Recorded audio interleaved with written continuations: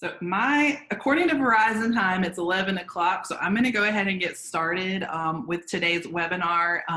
This is the first in the series of the 2020 summer webinar presented by and sponsored by South Carolina Farm to School. And on behalf of Clemson Extension, the horticulture team, and the school and community gardening programs, we are just absolutely thrilled to be able to offer this, and we're thankful to our sponsor and to our partners today for joining us on this webinar, and for all of you for attending this webinar, which we would certainly much rather be doing in person, because we love all of our educators and our clients across the state that we get to work with, and we're really missing everybody, and we hope to be together soon. But you know, this is a great opportunity too, because we can reach 300 people at a time, 500 people at a time, which is really rare for extension educators. So we're going to look at the positive sides and not even think about the negative sides for the next few hours as we learn about some great programs. So I've been yapping all morning. I'm Amy Dabbs. I work for Clemson Extension as the School and Community Gardening Coordinator, which is helping folks statewide with these programs. And also with us today is Megan Shearer, our School and Community Gardening Program Assistant. Also with us is Ben Cease, which is representing our sponsor, Farm to School. He is the program coordinator for Farm to School at the South Carolina Department of Education. And Ben, thank you so much for everything. We also have on the line today Tracy Miss Kelly, who's the Director of Ag in the Classroom with South Carolina Farm Bureau, and she has got an amazing program she's going to tell us a little bit more about later. And last but certainly not least, and Kimberly, don't be mad at me for your little tiny picture. That's the only one I could find online. But we have Rebecca Baxley, who is going to be presenting our wonderful program on food preservation today. She is with Clemson Extension. She's a food systems and safety agent.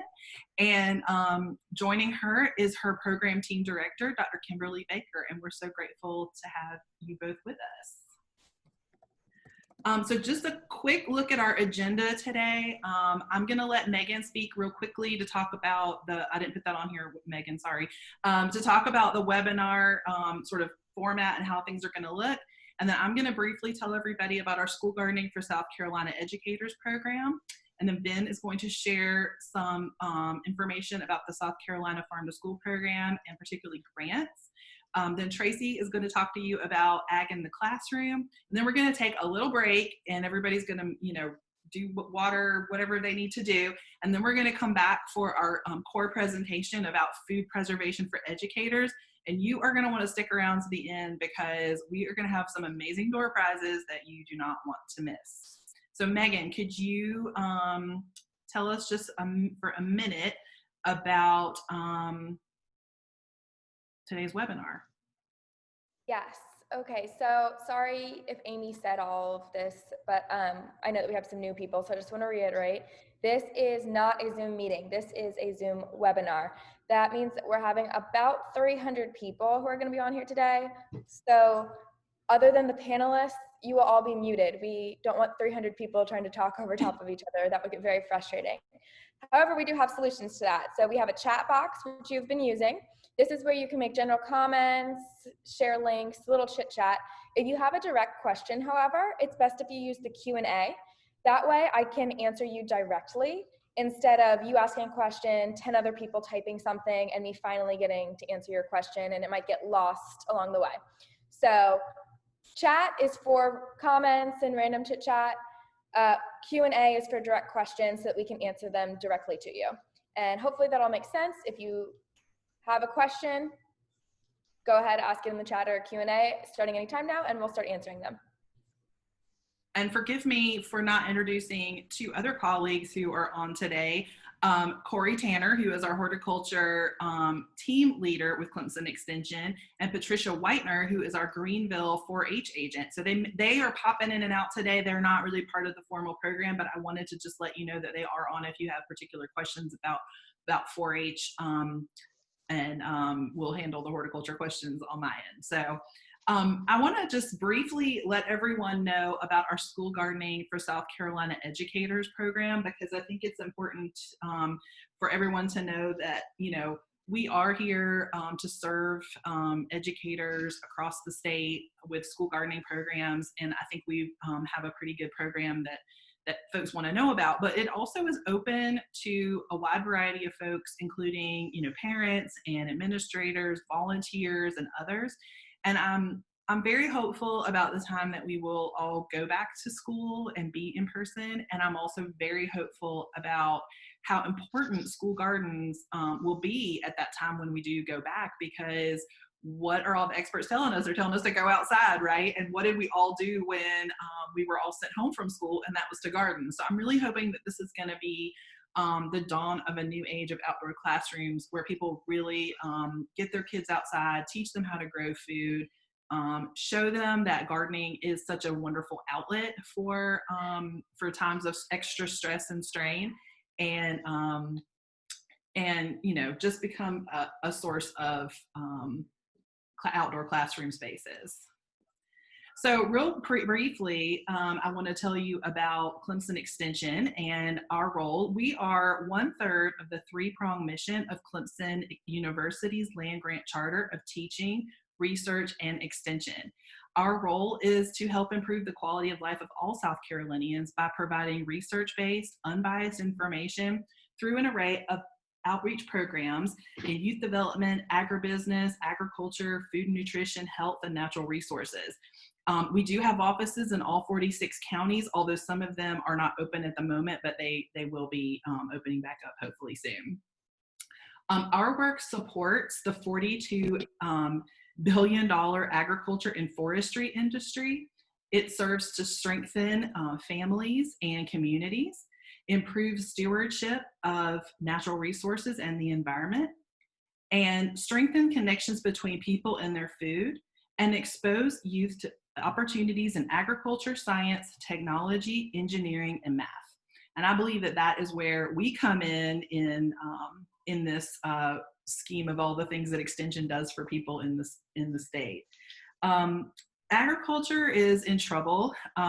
We have a very large field in horticulture of growers, nurserymen and women, producers, researchers, and others, and they are aging out. We have a 2015 study showed that in yearly about 60,000 jobs become available, but only about 60% of those are filled. So this aging population of horticulturists is really becoming concerning, especially since the average American can only name about 10 plants, which I find startling. But we rely on plants for everything, right? Oxygen, food that we eat. Let me go back. Oxygen that we need to live, food that we eat, medicine, fiber, shelter, recreation, and beauty. And a lot of times students, parents, and teachers are not aware of all the career opportunities that are available in the field of horticulture, despite being regarded by many experts as being a critical field and one that could literally save the planet with new developments. So fortunately, there are a lot of studies that have been done about school gardening and all of its great benefits to students. Not only can it help children broaden their experience of ecosystem complexity, it teaches them about food system ecology, especially when they're growing their own food through vegetables. It can shape students' environmental values, and more importantly, school gardens can improve students' test scores and their school behavior. So these are just a few research studies that have shown up in the news in the last couple of years. So there are still a lot of boundaries to school gardening for students, particularly in South Carolina, and our team of extension agents, which includes a lot of people online, the panelists right now, and a lot of people on the horticulture team, here at Clemson Extension, we try to look at this problem holistically to see how could we help teachers, parents, and other educators create sustainable, successful school gardens. What would that look like if we could do that? So we started with a replicable, online, research-based training geared to educators, parents, we even cafeteria staff, volunteers, really anybody that wants to take this class. So we wanted to build basic horticulture knowledge and the skills necessary to safely grow fresh vegetables on school grounds. And we wanted to use hands-on workshops to model for educators how to incorporate school gardening into STEM-based classroom instruction. So that's why every workshop you come to, you will see a 4-H agent there to help us model these activities. So here, these teachers are in person doing a suck-a-bug activity that they can then take back to their classroom and teach that to their students. So that is a very big part of our program. And then last but not least, we wanted to explore how we could provide real technical support for school gardens to free teachers and the entire school community up to really address the issues surrounding childhood obesity and improving academic outcomes for students. So we marshaled all of Clemson Extension's resources, including master gardeners, 4-H agents, horticulture extension agents, and then we started to look at outside partners who align with what we're doing to help us strengthen this program. So that's where all these awesome partners that you see here today and some that are not here today came in. So we have a lot of statewide partners that support school gardens, and including South Carolina Farm to School, the MUSC Children's Boeing Center for Children's Wellness. And the program started in 2012 with a pilot program that was funded by Boeing and the College of Charleston. And we've expanded statewide and worked with South Carolina Farm to School to fund 20 new gardens annually. So some of you may be part of that program. And then that's through a competitive grant program. And we also work with MUSC Boeing Children's Wellness Center to fund gardens in counties selected as part of a large health initiative. So we're very proud of our partnerships and excited to see where the future leads us. So a little bit more detail about the online course that I mentioned earlier. This is a 5-week online training. It is asynchronous with new modules released each week, usually paired with a hands-on workshop. Hopefully, at some point we'll be able to get back together in person, but for now we're probably looking at something like this, which would just be like a webinar type approach to that. These classes are pre-approved for 20 renewal credits through the South Carolina Department of Education, and we do stack the deck in favor of teams and a team approach to taking this course, because we want there to be sustainability in the program. So if one teacher or educator, school nurse, librarian leaves, there'll be a couple of other people left behind in the school to keep the garden going after their departure. Each person on the team receives the Garden STEM, which is a K-8 standards-aligned curriculum written for South Carolina educators by South Carolina educators. They also receive a copy of our regionally specific seasonal planting guide and calendar, which is that technical support that I talked about earlier that was developed by Clemson Extension horticulture agents, and it really illustrates how and when to plant vegetable crops in the upstate or low country regions of South Carolina. So that is sort of your cheat sheet, if you will. The workshops are held to build skills and relationships that support school gardens. And like I said before, we really spend a lot of time on modeling curriculum and how to take this back to the school community with the students so that teachers feel really confident and ready to garden with their kids. So we also offer turnkey school garden kits as part of our school garden training program. And these kits are designed to equip the folks who are using them with the materials needed to establish a thriving school garden. So all the materials are delivered directly to the school. We recognize that that is one of the issues that classroom teachers face, is they may have a grant or a pot of money to start a garden, but purchasing the right materials, getting them sourced to the school can really be an issue when most of your time is spent instructing students. So we designed a kit that, well, if I had money to buy a school garden, what would I buy? And so we sort of built the kit around that idea. So participants who've completed the class are eligible to purchase these kits. They are $1,500 plus county sales tax, but they are all inclusive.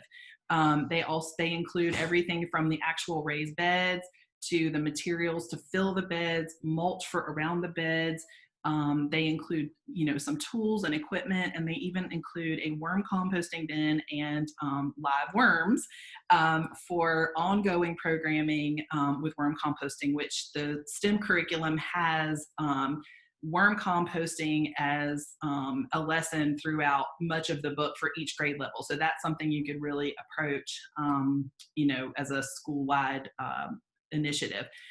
And we'll be talking more about food waste reduction later in the summer at one of our later webinars. So part of the turnkey garden kit idea was also that one of the limiting factors is seasonal access to seasonally appropriate plants. So when I said we marshal the resources of our extension program, we actually deliver plants to schools, which is a huge labor of love.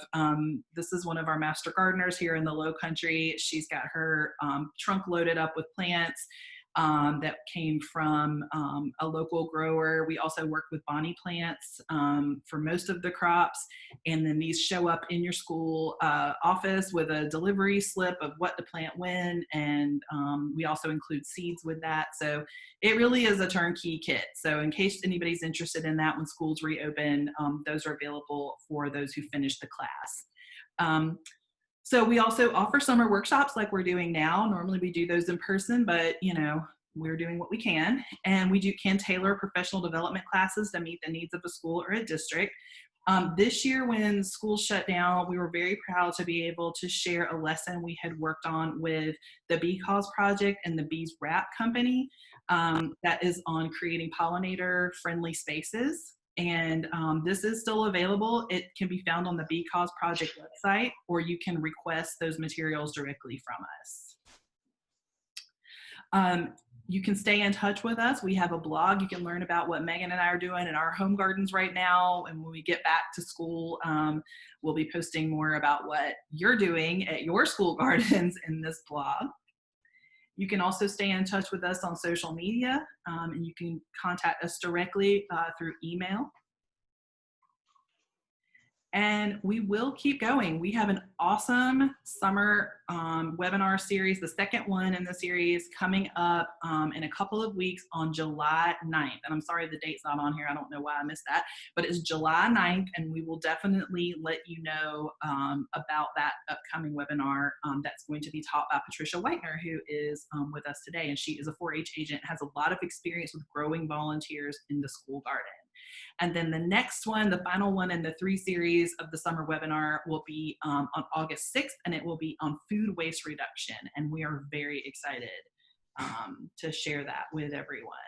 So I am going to turn this over to Ben and make Ben the host now, so he can get his presentation shared.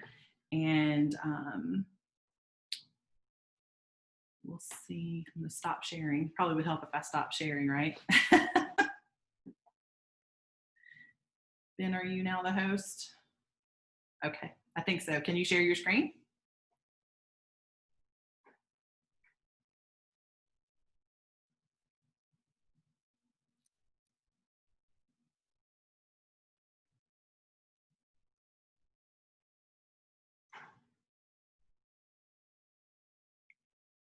Good job. All right, I'm going to mute. Okay. Is everybody seeing my screen now? Everything good? All right. Hey, everybody. Bear with me 1 second. I see people raising their hands, so I think that's a good thing. All right, I'm going to get going here as long as everybody can see my screen. This is uncharted territory for me. First time I've done this, so if anything goes wrong, let's blame Amy. All right, so anyway, my name's Ben Cease. I work for the Farm to School program at the South Carolina Department of Education. I work in the Office of Health and Nutrition. A lot of you probably have heard of the Farm to School program. We have similar goals like Amy's programs, Gardening for SC Educators. We promote agriculture and nutrition education, try to help schools and school districts incorporate that at the local level. I'm going to talk about basic things that our program does, some history of the program, and then I'm going to get into funding opportunities, some that I'm directly associated with, and some that are just other nonprofit and state agencies, just to get the word out. Again, everything's going to revolve around agriculture, nutrition, and I also bring environmental grants in, because you can always wrap school gardens into that, kind of think outside the box. But anyway, a lot of the links that I'm going to mention are going to be sent out to you. Maybe they're already sent out. So I didn't include a lot of them in the presentation, but you will be getting an email later, so you can kind of go back and browse and research anything that I talk about, because I'm going to be pretty quick. I got 20 minutes, right, Amy? Okay. All right. So, and again, feel free to reach out to me. Is my slide going?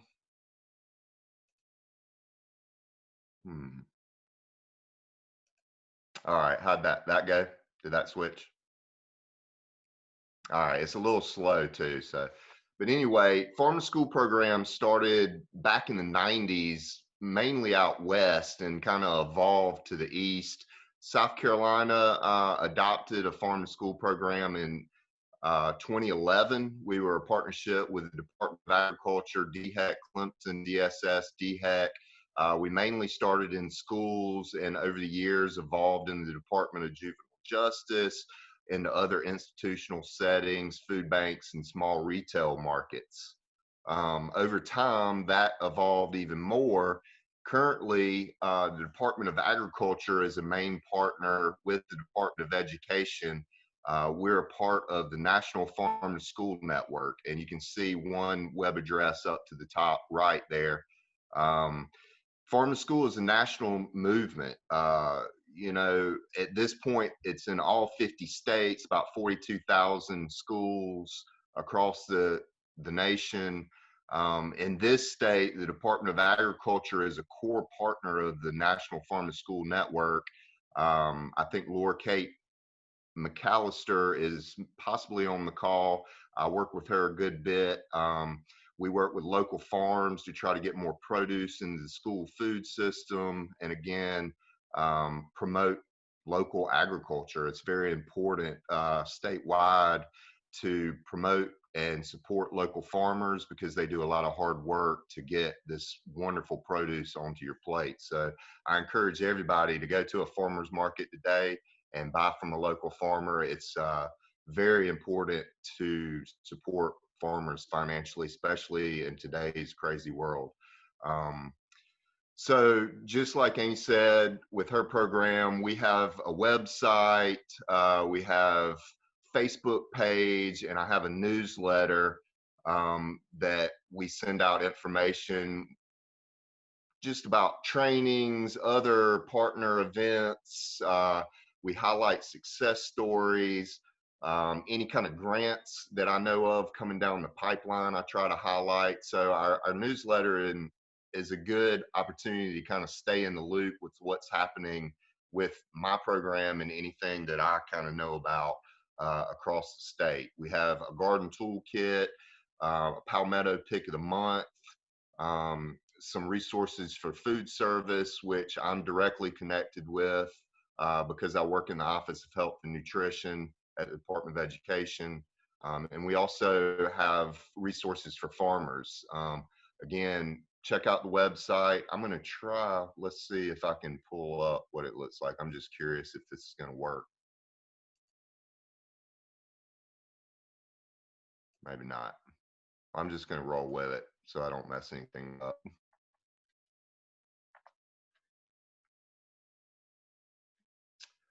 So that being said, again, newsletter, social media, you'll have links to all these things on the back end if you want to follow up. Highly recommend signing up for the newsletter. That's the best way to stay in the loop with any trainings and grants, et cetera, that I have. Since I work with the Department of Agriculture, we have a SE certified associate membership, any school. And again, it's kind of strange with COVID-19 going on, but typically any school that has a school garden or serves South Carolina certified produce in their cafeteria are eligible to receive this programming, this logo. There's other resources that come available with it. The website, or excuse me, the link is right there. Again, this is just to show kids the importance of buying local produce and supporting farmers. You know, you get this logo out. Everybody's probably seen it before. There's a lot of pride involved with South Carolina produce, and we want to keep that understanding going with the younger generation. This is our Palmetto Pick of the Month poster. We're currently printing these up some more. You can get these in 2x3 foot size, and we also have some small 11x18. You can reach out to me and contact me. I can send you some of these. And again, it's a good, a lot of schools put these up in their produce or lunch lines when we're in school, just to promote local produce. You can see when most things are coming into season. In South Carolina, we have such a great growing season in South Carolina. A lot of these vegetables you can grow year round, but these are when a lot are coming into market and going into your schools. That's why we chose the months that we did for these. But that's a resource for you. I want to talk about Farm to School Month. There's a National Farm to School Month, and I'm going to start my little calendar in October. So October is Farm to School Month. We do a lot of promotions revolving around that. We have a Make Your Plate SC Grown Week. You can take a pledge to do taste test or bring a farmer in to talk to your kids at school, et cetera, et cetera. Again, I know these are unprecedented times, so a lot of these things that I talk about, we're going to have to evolve and do it a little differently. And I think these Zoom meetings are going to be a vital part of that. But just wanted to make you aware that October is National Farm to School Month, and I do a lot of promotions around that to promote more nutrition, ag, ed, and SC certified projects. So another thing, since I'm talking about October, I'm going to go ahead and talk about this program. And again, we call it the School Garden Education Assistance Program. This comes out of my office. We're a sponsoring agency for this. Clemson and Amy's program, School Gardening for SC Educators, and 4-H, and some other partners, Tracy, we all kind of come together to basically help you guys implement school gardens and ag and nutrition education at the ground level. This is set to open again in October. Essentially, we don't call it a grant, but that's what it is. You can apply to me, and I'll talk about that in a little more detail in a second. And everything that Amy talked about earlier with the garden kit and the training that her program does, you will get that for free if you qualify. We sponsor 20 a year. Let me show you. Unfortunately, some schools, we've been doing this for 2 years now.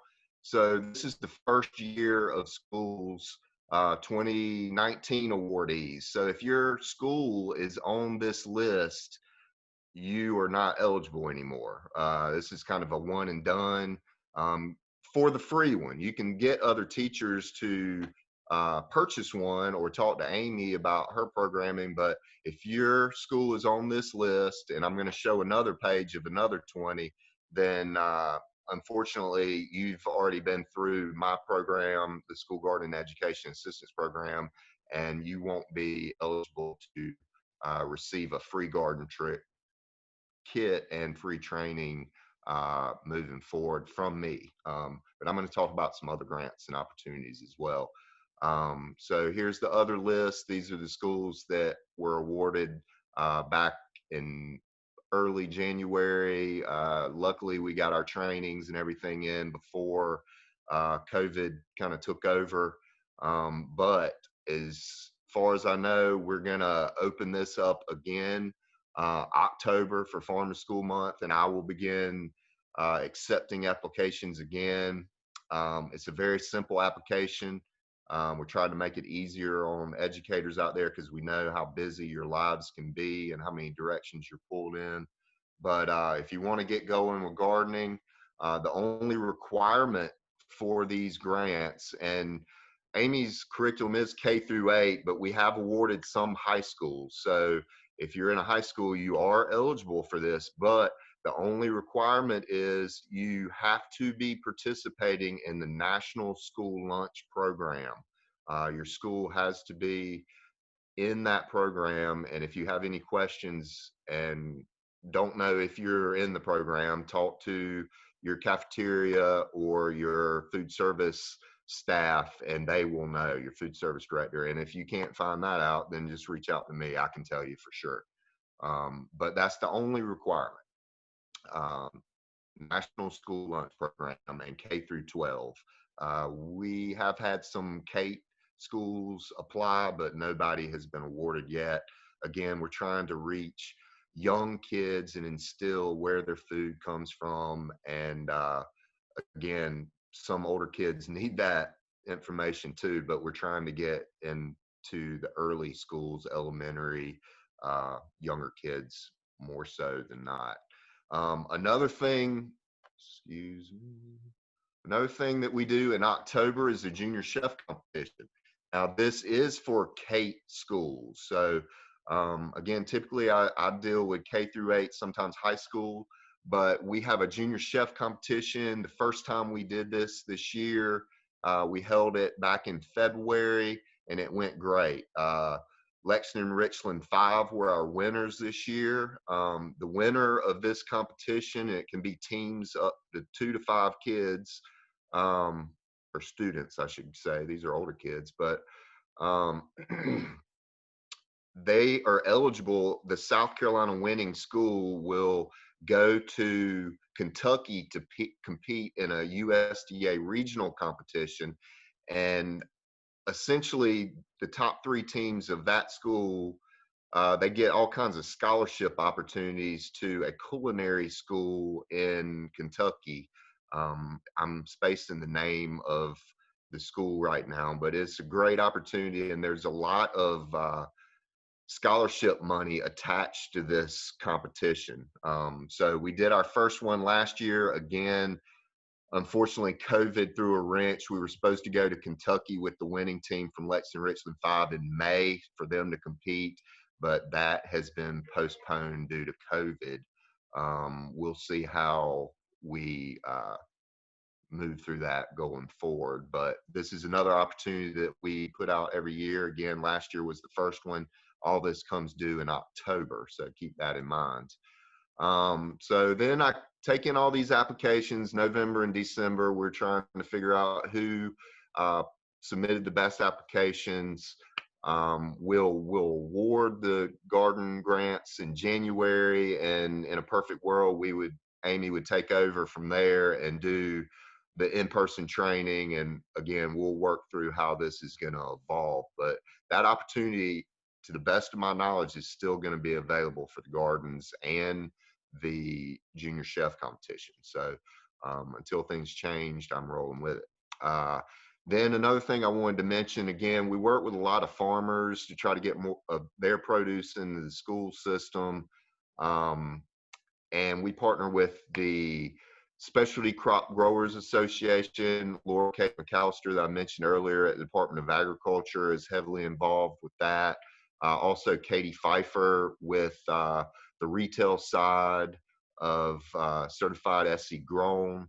We all come together and host this farmer buyer meetup at the grower buyer meetup at the farmers market every year. I believe we've done 3. One was at the state farmers market, or excuse me, the state growers meeting in Florence, but we typically have them in Columbia every year in March. So if you're interested in meeting some farmers, this is a good place to do it. Another thing that I kind of promote is the Farm to Summer Challenge. That is definitely postponed this year.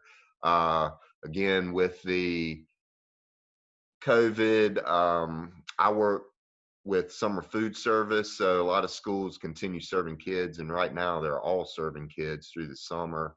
And we try to get a lot of activities through SNAP Ed and other partners at these summer food service sites. Again, everything kind of revolves around agriculture and um, things like that. So that's all I wanted to say kind of about my programming. I've got a few minutes to run through this real quick. Again, I'm going to go through it pretty quick for the time's sake. And if you have any questions about grants or funding opportunities on the back end of this, just you have my contact information. Please just reach out to me. The schematic you're seeing right now is a federal schematic about all the grants and loans that are available for farm and school activities. I don't know if you can see my cursor. The main point I wanted to bring out of this is the farm to school on the right side, farm to school planning and implementation grants. Again, they're fairly complicated. You want to reach these are district-wide grants. They're probably not going to be given to individual schools, but I just wanted you to start at a top level and think big. You know, some of you are already thinking big out there and taking it to a district level. So again, these are $100,000 grants on the right. Oops, excuse me, I didn't want to click that. On the right side, there's only a few, but they're putting a lot more money into this. It used to be $2.5 million a year just a few years ago, and the federal government has increased this to $7.5 million a year that goes into these farm to school planning implementation grants. So, and then another point I wanted to make is all these other grants that are available, you can tap into, and this partnerships are key. You know, you got local government on the left. You can find a farmer. You can find a state agency to partner with, nonprofits, private businesses, higher education. And with these partnerships, that's going to open up all these other grants. So there's a lot of outside the box thinking.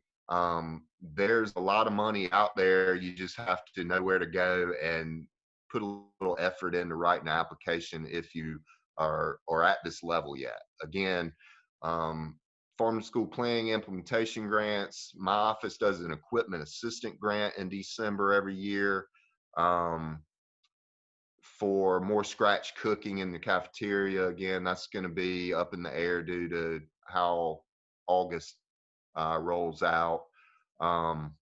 Planning grants for schools, just getting started.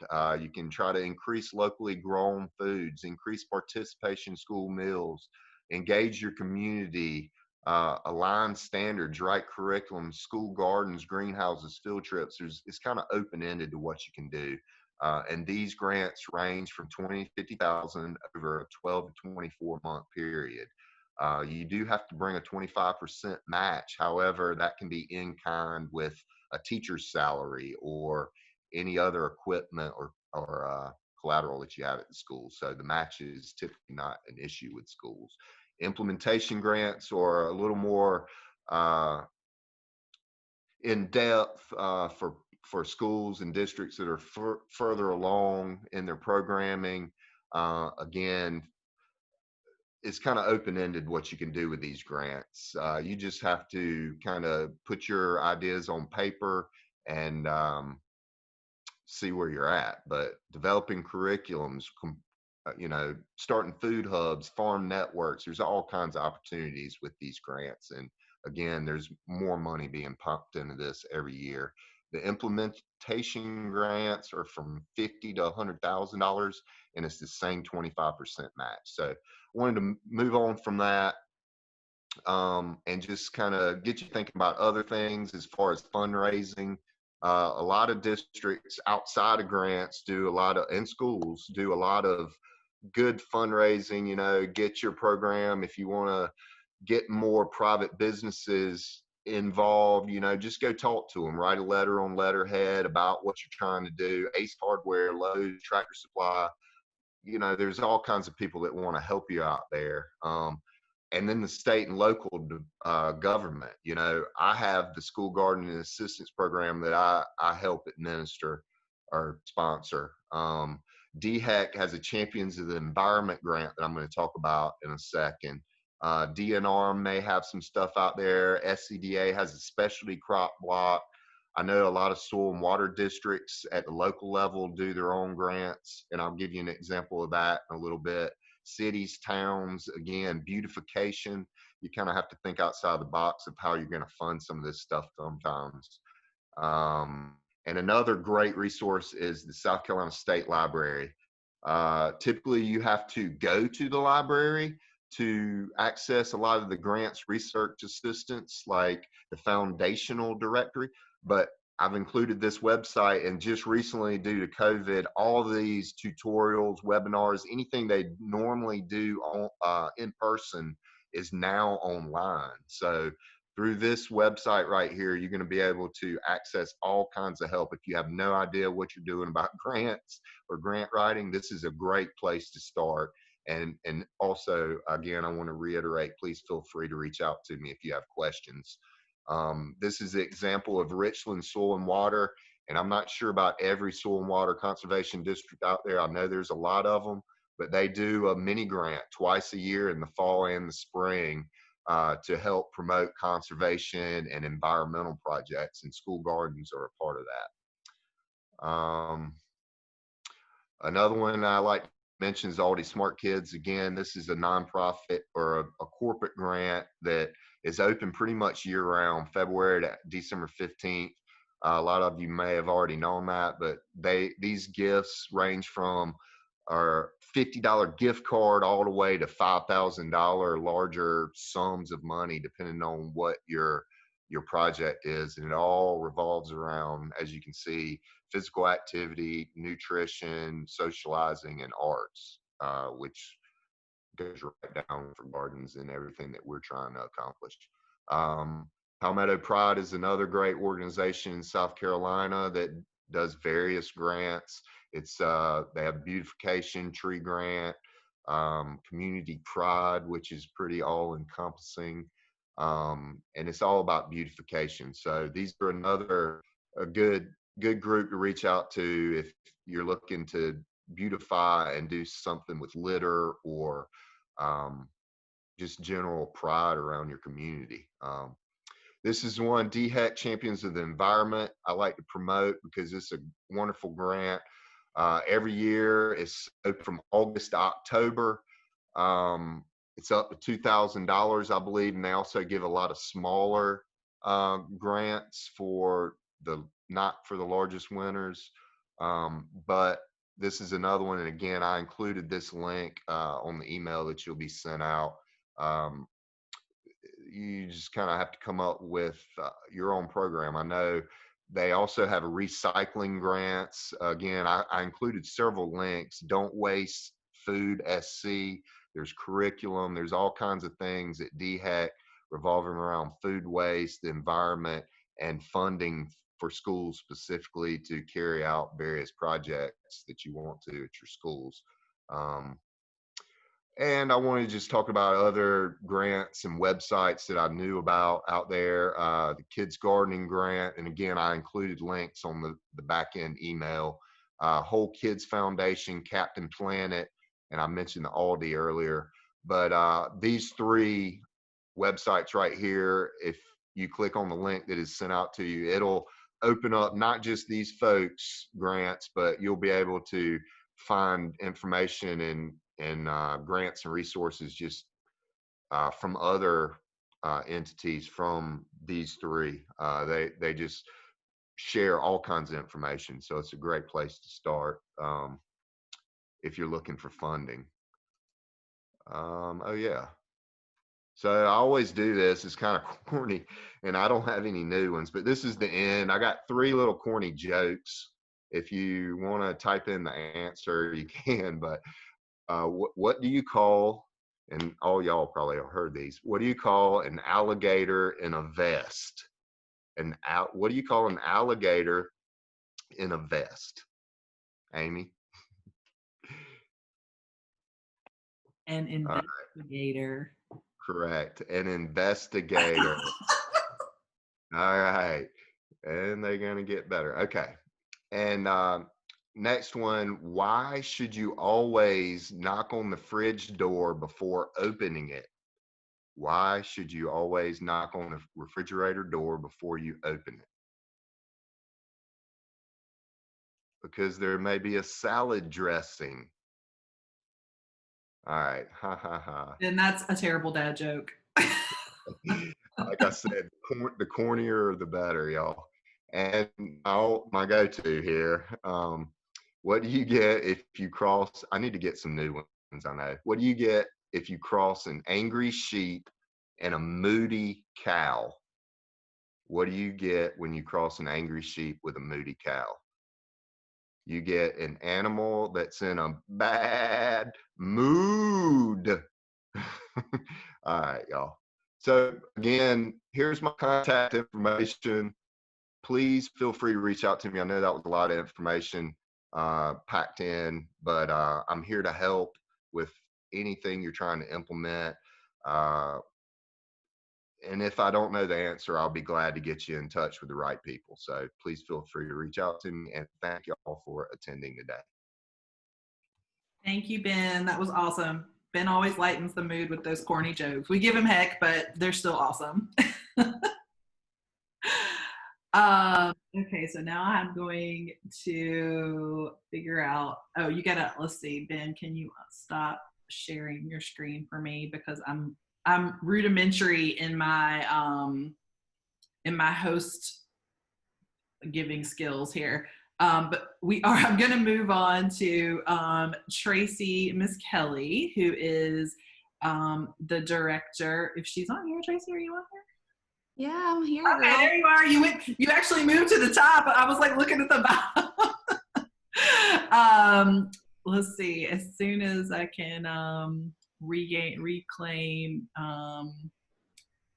Yeah, thank you. Okay, and then I'm going to. I told y'all we practice all this stuff, but I am still rudimentary when it comes to all these skills. So you just have to, live and learn, I guess. So Ben, are you still the host? Let's see. Can you give it to Tracy?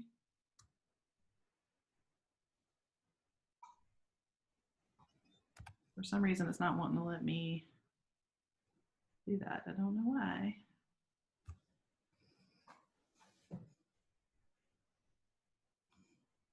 Ben, you're muted. Yeah. Yeah, I see that now. Thanks. I thought I unmuted it. Yeah, I stopped sharing. What else do I need to do? I don't know. This is where I rely on my You can go to your name, Ben, and there should be some dots by your name, and you can, or either by my name, and you could click me to make host. I can't do it because I'm not the host. You're the host, so you have to pass the buck on to either give it back. I should be able to reclaim my own though. Y'all, this is the part when I have these meetings and Tracy's the host. Thank you. Good job. Yes, man. I always tell everybody I'm the technology black hole, but I'll keep at it till I figure it out. So, This is why I have a Zoom driver. I can't drive. I'm the Zoom driver today, so y'all are all in trouble. Well, thank you so much, Amy. I'm excited to be here. Let's see if I can get my PowerPoint up. And when I share my screen, I share it fully, so I won't be able to see the chat if you guys. We got you. We'll help with that. Let's see.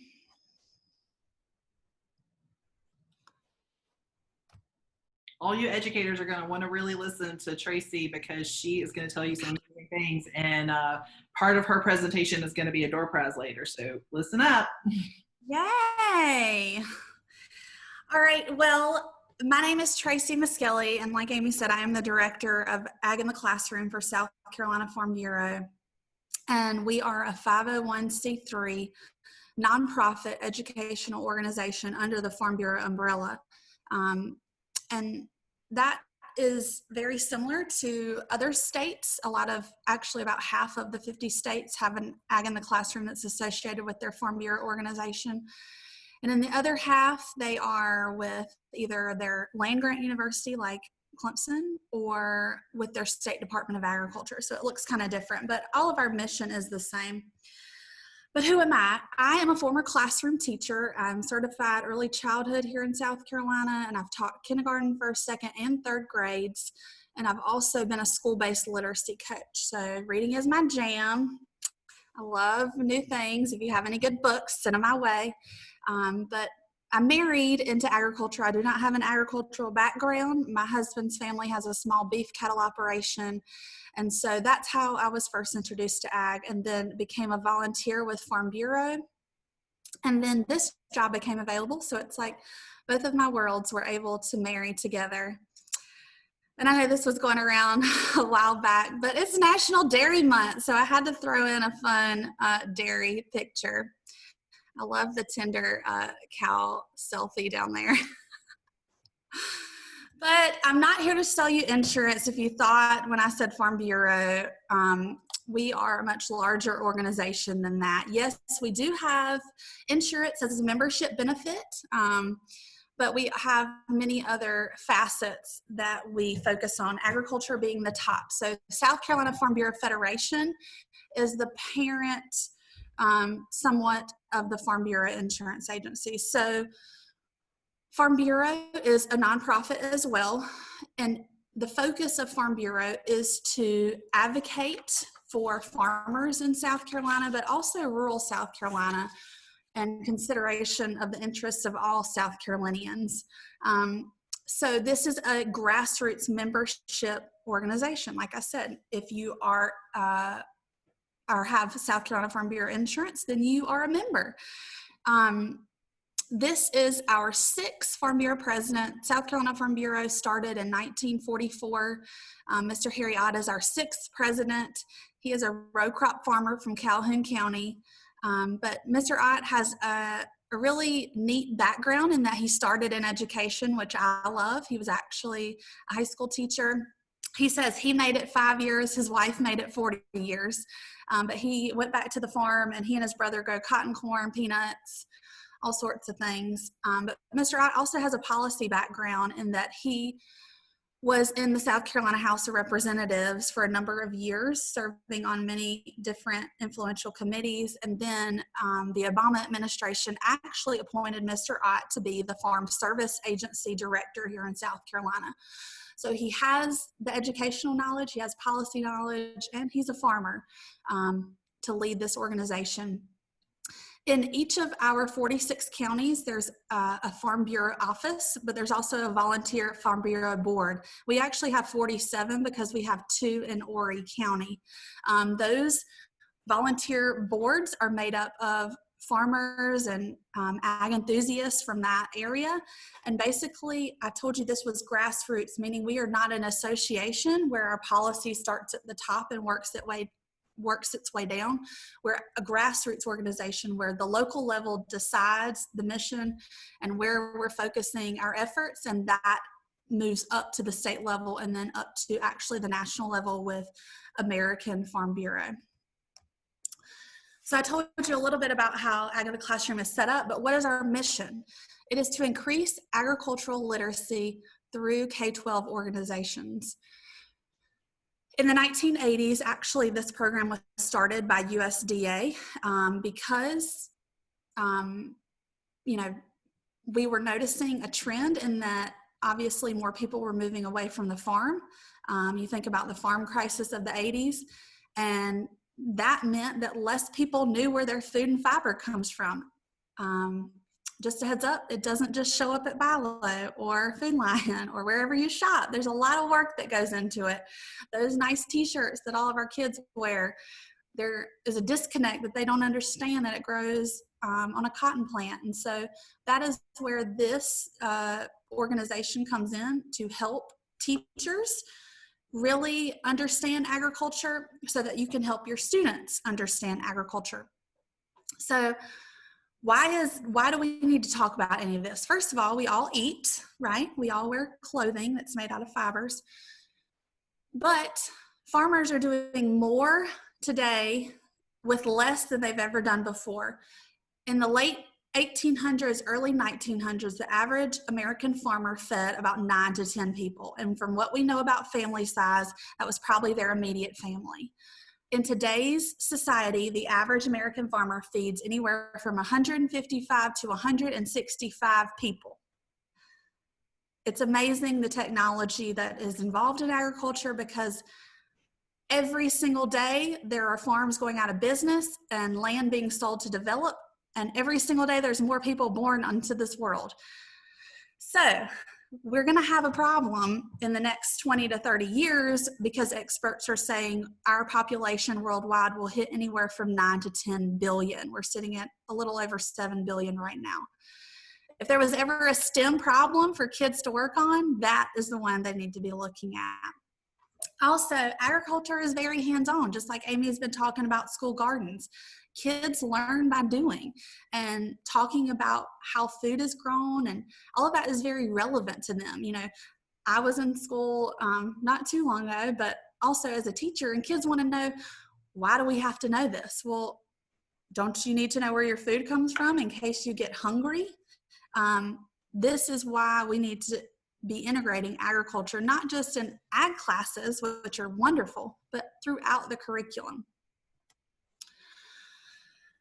Agriculture is the top industry in South Carolina. It supports over 212,000 jobs. Now, all of those people are not out riding tractors in production agriculture. We're talking about equipment sales. We're talking about financial institutions like Ag South. We're talking about transport businesses that take the seafood from the coast up to Greenville County or wherever. And there's still about 5 million acres in farmland. We have just under 25,000 farms in South Carolina. And if we had Eddie Wells here, he would tell you those aren't necessarily mega farms. I know that's a term that's thrown out. Any farm or any land can be designated as a farm if it has the potential or does make $1,000 or more. That's actually USDA's kind of definition of a farm.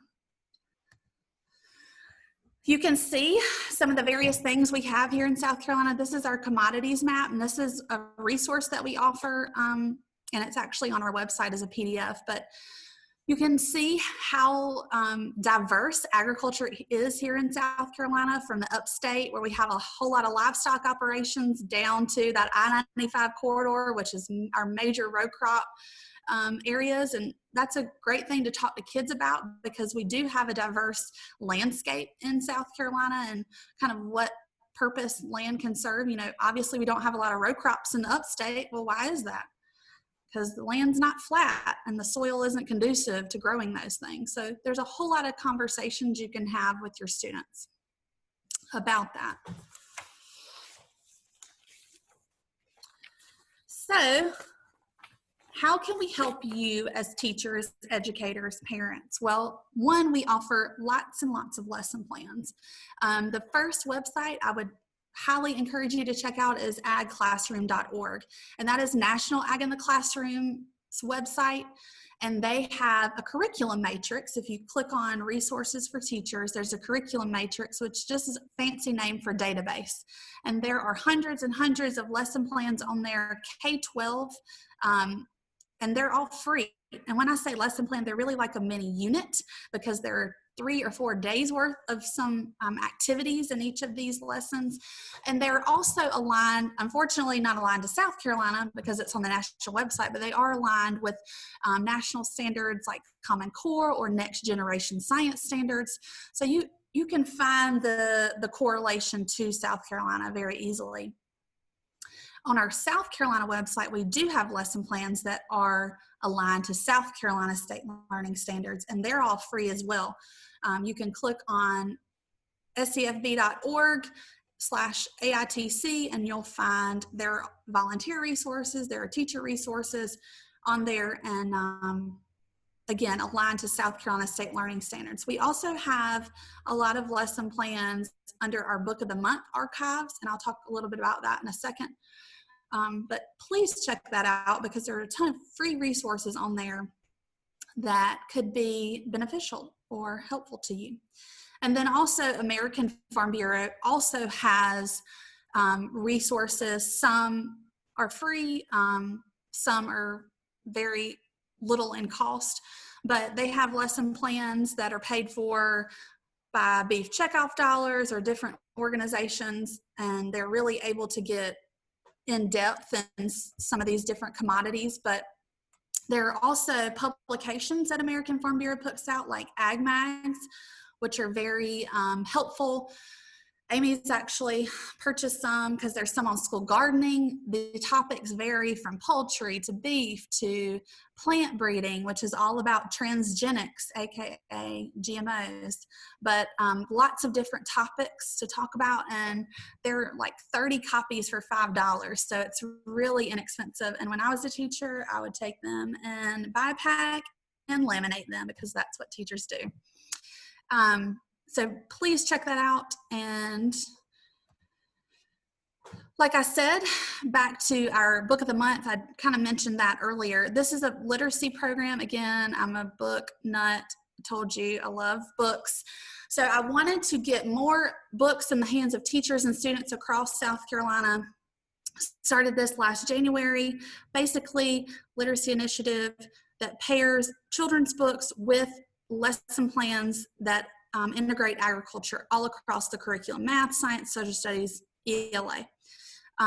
Most of these are K-8 aligned, just because that's kind of my background. And then a lot of schools across South Carolina obviously have ag ed at the high school level, so we kind of leave that to those teachers. But here, these books all retail for over $5. Because I'm a nonprofit, I'm able to get a discount, so I order them in bulk, and we feature a new book every month. These were our first two that we did. The Milk Maker is one of my favorites, and then we put several activities in there and align them to state standards. If you go to our agclassroom.org/South Carolina, it's the same website as scfb.org/AITC. They both go to the same place. But if you click under Ag Education, under the SCFB website, you'll go to Ag in the Classroom, and then under there you can see a tab for Book of the Month. If you click on there, navigate there. Right now it's going to tell you that we're paused because of COVID. Thanks, COVID. But we will begin that process again in August. But anyway, these books are featured once a month. They're kind of limited supply, so once I sell out, that's kind of it. If you want to guarantee that you'll get a book every month, you can do a subscription, almost like a magazine, where you buy 12, so $60, and then you'll get one mailed to you every single month. Now, let's say you already have the book and you don't want to buy the book. That's fine. You can go on our website and get the lesson plan for free. We're always going to offer those free of charge. You can also go back and look at the archived lesson plans. They're PDF files on our website. So really neat and interesting. And some of these books, I mean, this is like a steal you're getting, because if you pay $5, like the Milk Makers on Amazon right now is retails for like $7.99 or even $8.99. And No Small Potatoes, which I use, I always try to find thematic things. So I did this last February. February is Black History Month, and then also National Potato Month. And so I wanted to bring all the themes together, you know, as an early childhood teacher. But this book retails for $17.99. So I reached out to some partners, some farms around the state, Walther Farms actually in Aiken County. I called them up and said, hey, this book retails for $18. I'm still going to have to pay about $11 for it. Can you help me out? Because I really want some teachers in South Carolina to have this book. And they were like, sure. How much money do you need? That's the kind of generosity our South Carolina farmers have. And they really want to teach kids about agriculture. And so a lot of times all you have to do is connect with them and talk to them. These are actually some sixth graders at Cane Bay Middle School in Berkeley County. Their teacher is actually a 5th and 6th grade STEM teacher. And so these students were doing our October 2019 Book of the Month activity of basically an essential question of, can a pumpkin grow inside a pumpkin? And yes, it can. There will be a new sprout, but it's really neat for students to get their hands dirty and really go through that scientific observation. And then they're bringing also in literacy with the book and all kinds of different things, pumpkin seeds, even, you know, you think about middle school students, even high school students, they love to be read to, even these children's books. So a lot of the FFA teachers or ag teachers around the state, I know too, some of them have purchased these subscriptions, and some of their students are in close proximity to elementary schools. So they've actually gone over and then built a relationship with an elementary teacher. So the kids, the older students have gone to read to the younger students, and maybe you're helping teach them. And this could be even a good opportunity with school gardens. Maybe you could have some of your local FFA students come over and work with your students. Lots of opportunities. I just love all their faces, and it also kind of breaks my heart because I know this couldn't happen right now with everything going on. Professional development. So we also offer professional development. Actually, in the summer, we have 6 workshops. Again, we had to transition them to virtual. So we had 3 in June, and we'll have 3 more in July. Registration is still open on our website. But basically how the setup is we would normally go to a farm. Right now we're watching a farm tour, and we would have time to speak to that farmer, ask them questions about their operation. Again, right now we're doing that virtually. And then we move into a workshop type environment. I'm really excited about the 3 workshops in July. One of them being to Barrier Island Oyster Company in Charleston. That's going to be a really neat farm tour for us to, you know, we don't always think about mariculture being involved in agriculture, but yes, it's very much a part of this industry.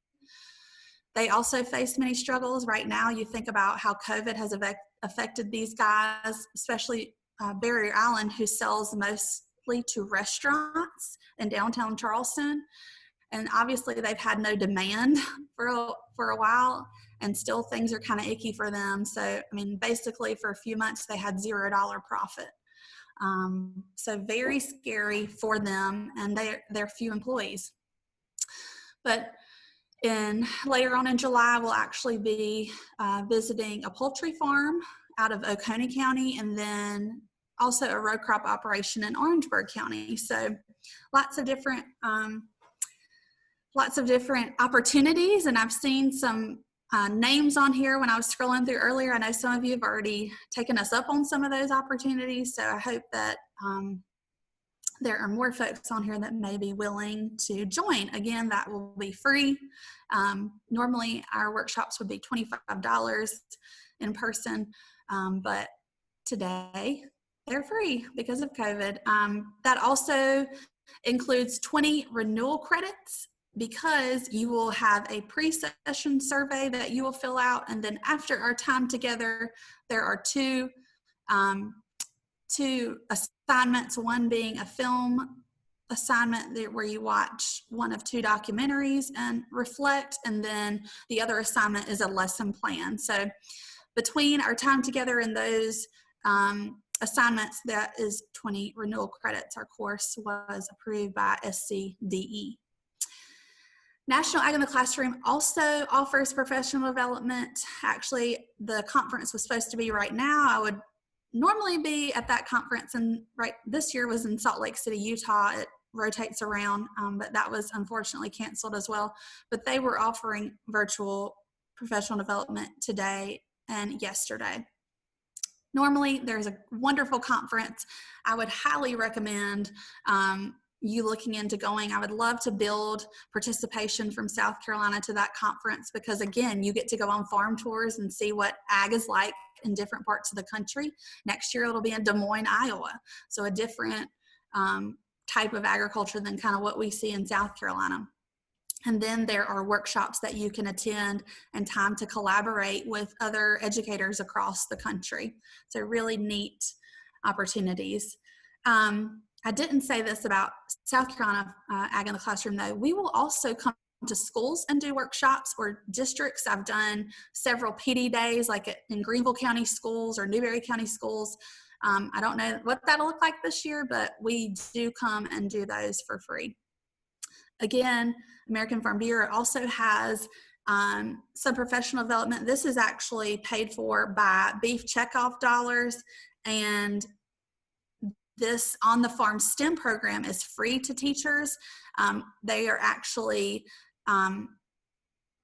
expenses paid to travel to wherever the tour is for this On the Farm STEM, and you get to thoroughly understand how that beef burger gets from the farm to your table. Really neat. This year, we actually, for the first time, have 2 educators from South Carolina that will be able to attend. It was moved from July to September, so I hope they get to go. And in Nashville, so really neat opportunities, and a lot of these are little to no cost. I told you Farm Bureau was a grassroots organization. We have those 47 volunteer boards across the state. We also have different programs like the Women's Leadership Program, the Young Farmer Program, and the Youth Leadership Program. And there are different opportunities for members to get involved in each of those. But a lot of these members are looking to give back to their community. And what better way than to educate young people? So Amy's actually on her County Farm Bureau board in Charleston. I would highly recommend that you reach out to those and counties, because some of them even have started grant funds. Some of them are purchasing books of the month for schools in their counties. You never know what you can find out from your County Farm Bureau, what kind of things they have going on. Again, there are 47 different boards, so reach out to your county secretary. That information is on our website, or you can email me and I can be the liaison and help you reach out to those folks and tell them that you're interested in teaching about agriculture and do they have any resources that you may be able to use. One thing I'm really excited about, again, thanks COVID, we would be launching our mobile learning lab very soon, but unfortunately I think it's on the back burner again. This actually came as an idea from Pennsylvania Farm Bureau and Michigan Farm Bureau. They both have these ag learning labs, and they travel around to different schools in the state accompanied by a teacher. So this would be somewhat like an on-site field trip for students where we could bring the farm to you. And basically they would engage in a lesson with that teacher. And then they also get to engage with some pretty neat technology.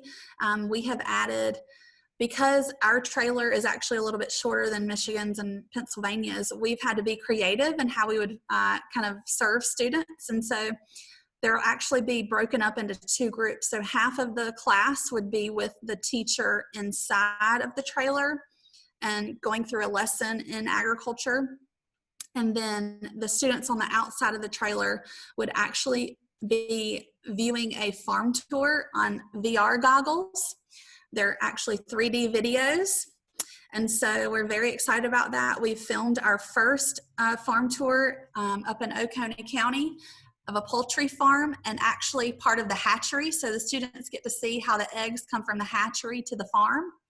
We're also going to be filming a peach 360 video, because I know you think Georgia is the peach state, but they are not. We actually produce twice as many peaches in the state of Georgia. We are only second in the nation to California. So South Carolina is the true peach state. So we're obviously wanting to highlight that. And then we're also going to be creating a video on soybeans, because soybeans are such a versatile crop. There's so much to learn about them, and they actually go in way more products and things than you even realize. Like if you have a new Ford vehicle, your seats are made with part of soybean fiber, part of the actual shell of the soybeans. So pretty cool stuff. But unfortunately, like I said, we're not going to be able to start this because of social distancing and things, but this will be a $400 a day charge. And that's basically just to pay for our driver and our teacher. We're not making money off this. It's just to recoup that. And a lot of county farm bureaus have said that they would like to help schools in their area. So it may be something you could reach out and get financial assistance from them.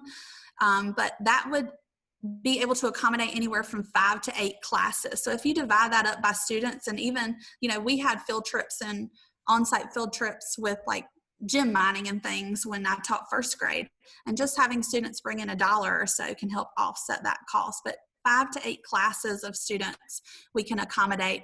We also were awarded a grant from Duke Energy for $20,000 for 50 scholarships. So if you live in one of the 27 counties that Duke Energy serves in South Carolina and you teach at a Title I school, you will be eligible to apply for that scholarship, and we have 50 of those. So this could come to your school for free.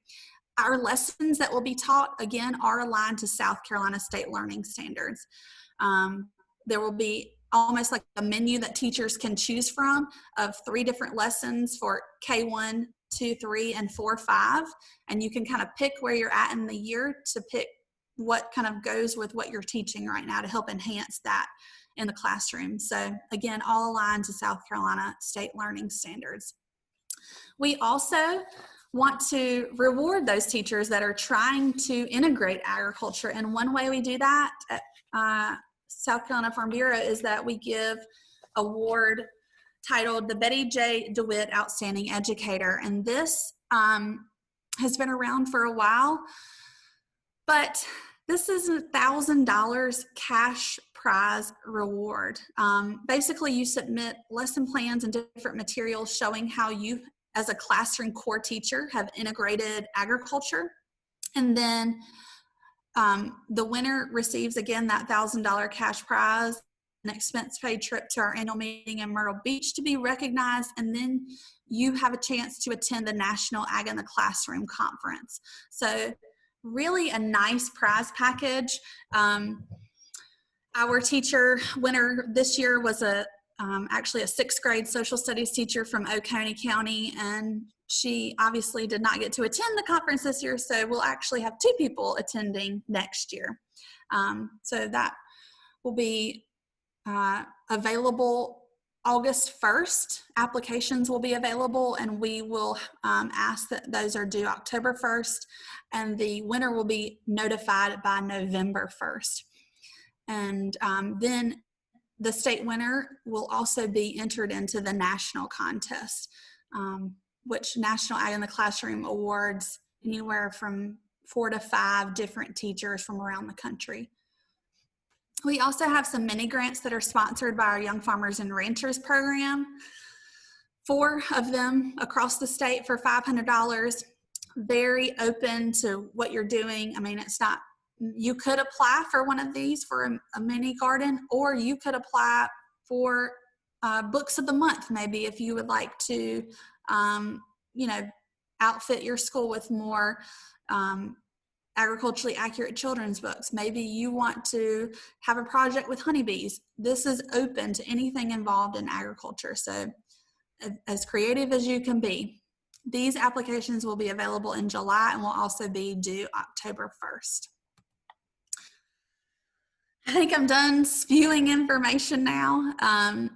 This is one of my favorite quotes, because whether or not we think we're involved in agriculture, each and every one of us on this webinar are, because we all eat, and someone had to produce and grow that food. And so we are all agriculturalists, whether we think it or not. I hope that you will check out some of our resources. Maybe you'd like to sign up for one of our workshops. If you'd like to email me, please do so. I will try to get back with you as soon as I can. If you have not already, I encourage you to like our Facebook page. We put a lot of information on there, farm facts, videos, some of the farm tours we've done. You could use those in your classroom, all kinds of different things we share on there. So please like that and reach out to me if I can be of any assistance to you. Tracy, that is awesome.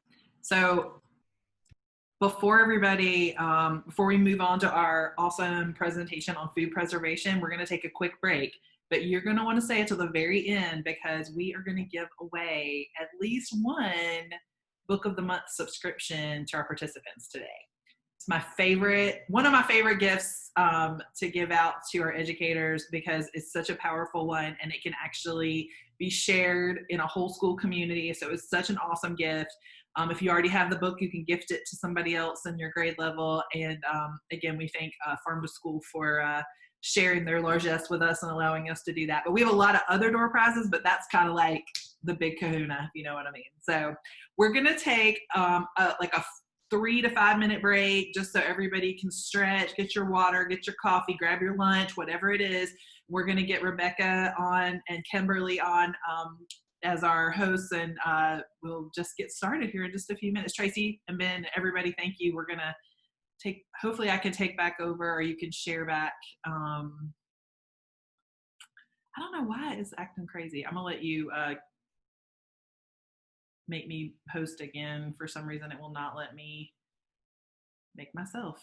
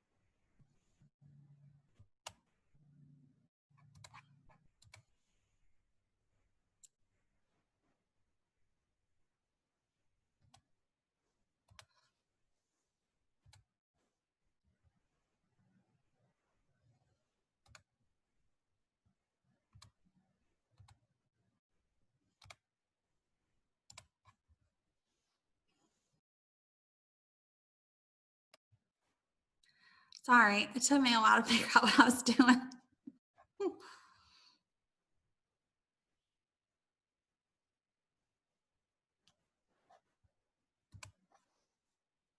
I can't hear you.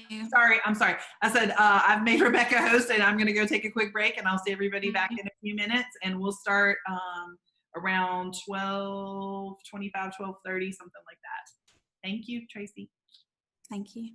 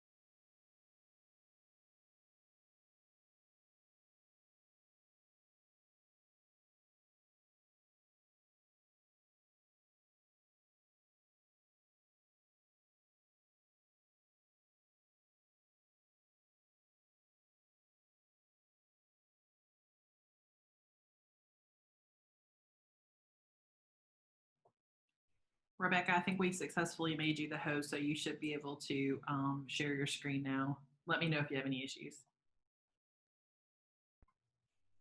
Let's see. And I already have a question. Somebody's already emailed me directly a question, which I will put in the Q&A when we get there, about canning low acid food. They're asking the wrong person.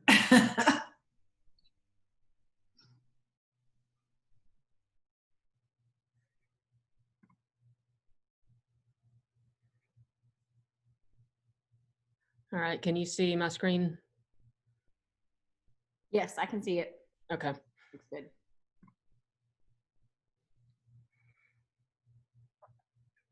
Just let me know, Amy, when you're ready to get started.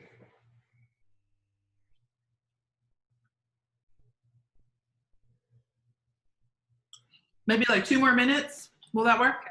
Okay. Yep.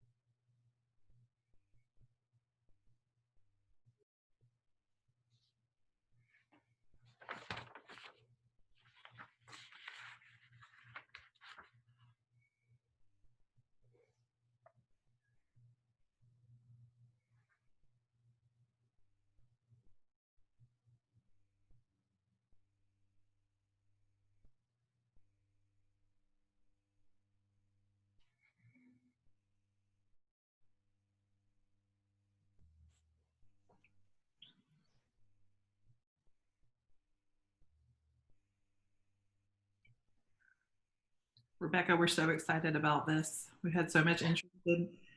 It's just such a good topic. I think everyone's going to love this presentation. I would say that it would be a good time to get started. I feel like, everybody's had time to run, get their water and stretch their legs and all that good stuff. So whenever you're ready, you just take it away. Great. We will go ahead and get started then. And I'm happy to hear you say that this is a great topic. Again, I'm a food systems and safety agent with the Clemson Cooperative Extension Service. And so one of the things that is our mission is to bring food safety education to our stakeholders across the state of South Carolina. And so one way that we do that is through home food preservation education. So we do that through either presentations like this. Normally, of course, they would be in person in situations maybe like a library visit and a talk at a library. I've been invited to young farmers groups, anything like that, where it would be pertinent for an educational talk. But then we also do educational workshops across the state. So normally this would be the time of year that we would be out across the state giving these in-person workshops where we would be doing this hands-on. You would come to our workshop, get some specific information for one home food preservation method, and then we would actually go through a recipe and an activity, and you would get to go home with a jar of food that we preserved in class that day. Obviously, you're not going to get that takeaway today, but hopefully you'll get some great information to carry back with you, either to your home or to your classroom. There is a lot of information that is involved in home food preservation. So this presentation is really going to be a broad overview, and I'm sure it's going to leave you with a lot of questions. So again, use that question and answer feature. Dr. Baker can answer some questions as we go along here, but then after we finish, we're not gone. If you take some of these activities or you want to try a recipe before school starts back or anything like that, always feel free to reach out either through email or phone call, or we can meet via Zoom if we need to help you work through some issues or lesson planning if you want to go that route. So the way our presentation is going to work today is we're going to talk through some of the science behind home food preservation methods, why it's important to follow tested recipes, those sorts of things. We're going to go through some techniques that will help either in your home food preservation or in the classroom situation with some equipment that you'll need that'll be helpful. And then we're also going to talk about some sample activities that are included in a curriculum that's available for free download. And then also another booklet that we'll talk about that's available to you with activities already outlined, with equipment list already made, that makes life a little bit easier. I do have a few poll questions that we'll launch throughout the presentation. We'll try the first one here in the next couple slides, I believe. But one of the things that we really miss doing these virtual presentations is the interaction with all of you. That's what really makes these workshops come to life. And so hopefully these poll questions will give us just a little bit of interaction with you, even though it won't be the same, I'm sure. But we really do miss seeing you, engaging with you, hearing your stories and experiences, and it really helps the learning environment when we're able to do that. So again, if you have questions, put them in that question answer box and we'll get started. Let's see. Just a few objectives here. The formal objectives for the presentation today is to gain an understanding of the scientific principles that guide our home food preservation methods. And essentially, we've got three broad categories of home food preservation methods. So we're going to talk through canning. We'll go over both water bath canning and pressure canning, in addition to kind of a new canning method that's approved for home use, steam canning. And that also includes our pickling and jams and jellies that can be processed in a boiling water canner. Then we'll talk briefly about drying and freezing at the end of the presentation. We hope that you will be able to identify the differences in procedures for canning low acid versus high acid foods at the end of this presentation and why that's important. And then we're also going to discuss tools that are available for teaching and engaging youth with these lessons. Every time I hit the down button, it beeps at me. So I'm just going to click the mouse pad. All right, so here is where we need to launch the first poll. Amy, I don't see that. I'm gonna have to stop sharing my screen to get that delaunch, I think.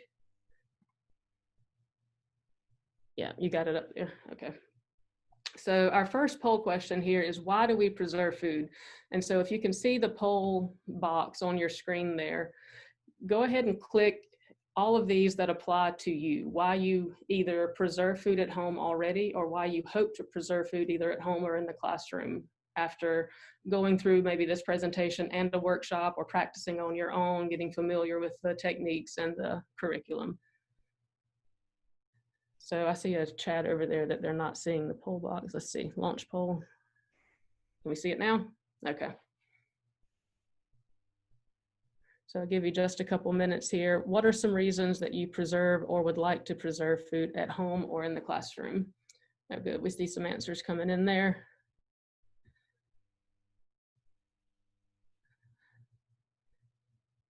Good, good. And this is what I hope we would see. We see a lot of great answers across all of the options there. So the first option you see there is to enjoy garden produce year round. And that's taking our produce from a time of plenty to a time of need. So taking that produce from summertime now when we have lots of food available and lots of food in the gardens, and preserving that for later use this winter.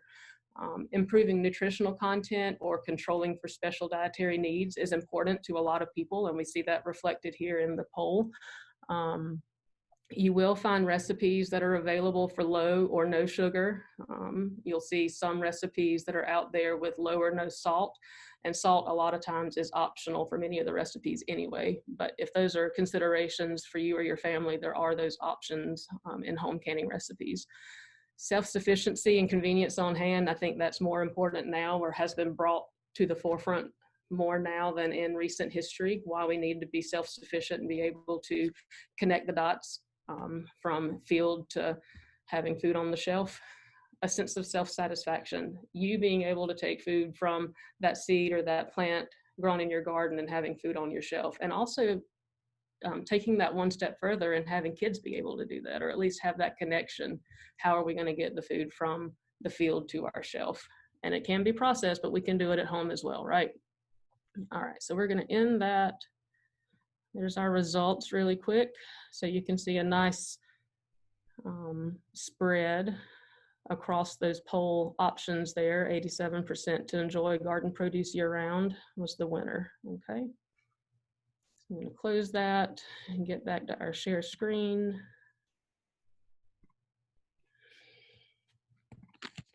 And move forward.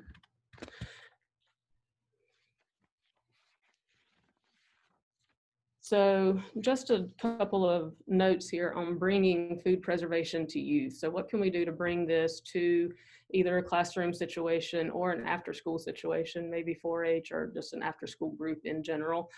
I will talk about the curriculums in just a minute, but just some considerations that you might want to have in mind are what's in the garden or in season locally. So you've heard it mentioned several times throughout the webinar today already. It's so important to support those local farmers and knowing what's in season locally and bringing those activities to the kids with local produce, whether it's grown in your school garden or supplemented with local produce. Second, what's the age range of your audience and what's their skill level? So a lot of these recipes will include things like knife skills, and 4-H does have a great video that highlights knife skills and safe knife skills that you can show, but you want to be sure that your audience is old enough to safely do that if you're going to be preparing food and having them actually cut the food into pieces before canning. Are they able to read and follow directions well?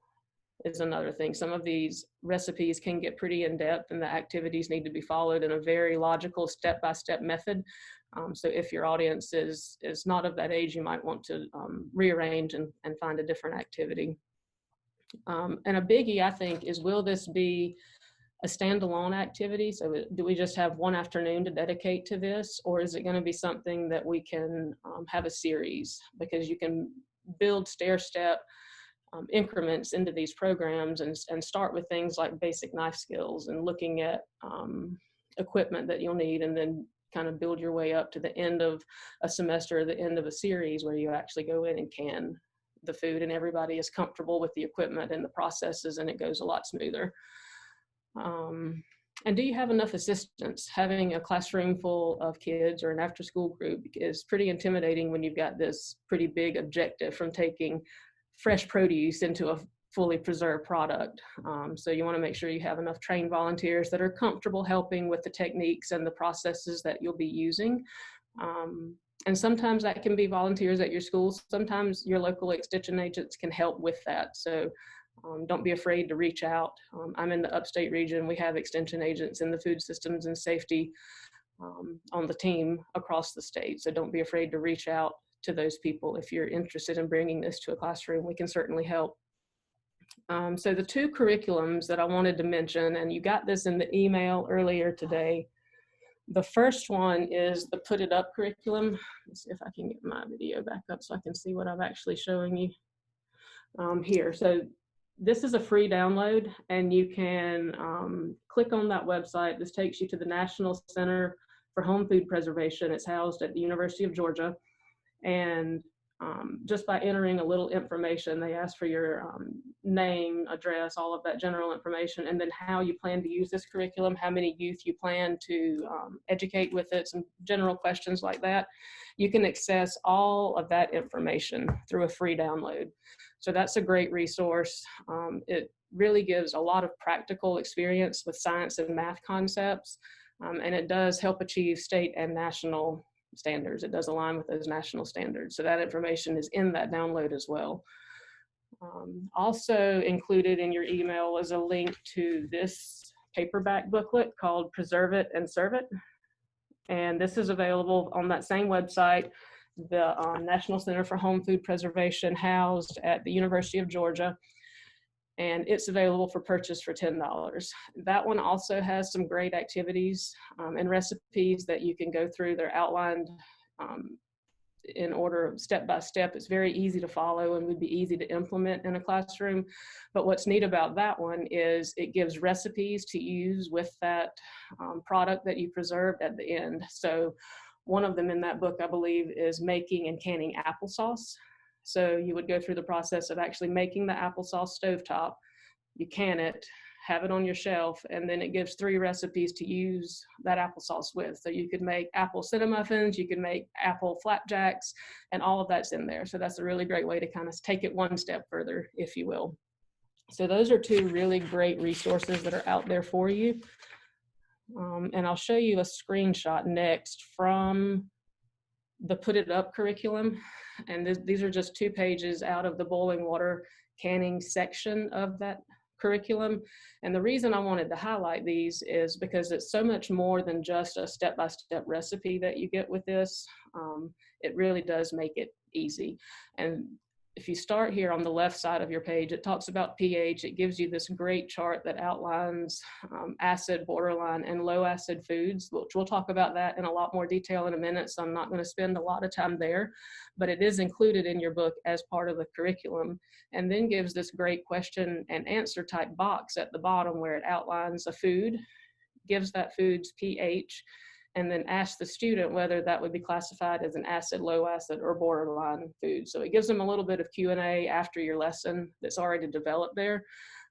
Because when you do these activities, whether it's pickling or jams and jellies or whatever the case may be, there's going to be some downtime while that product is processing in the canner.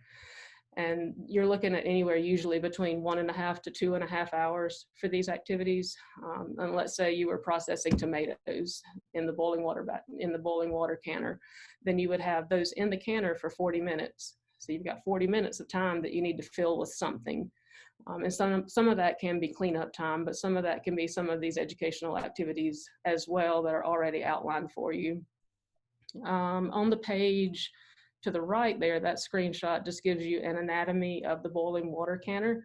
And so this is some of the information if you wanted to do this more as a series instead of a standalone activity. This could be some things that would be helpful to know ahead of time before you actually get into the canning process, so the kids have the right terminology in their head. If you ask them to go, grab that container of ring bands or whatever the case may be, then they already have that information there. There's also some great fill in the blank questions throughout the curriculum that you can see there.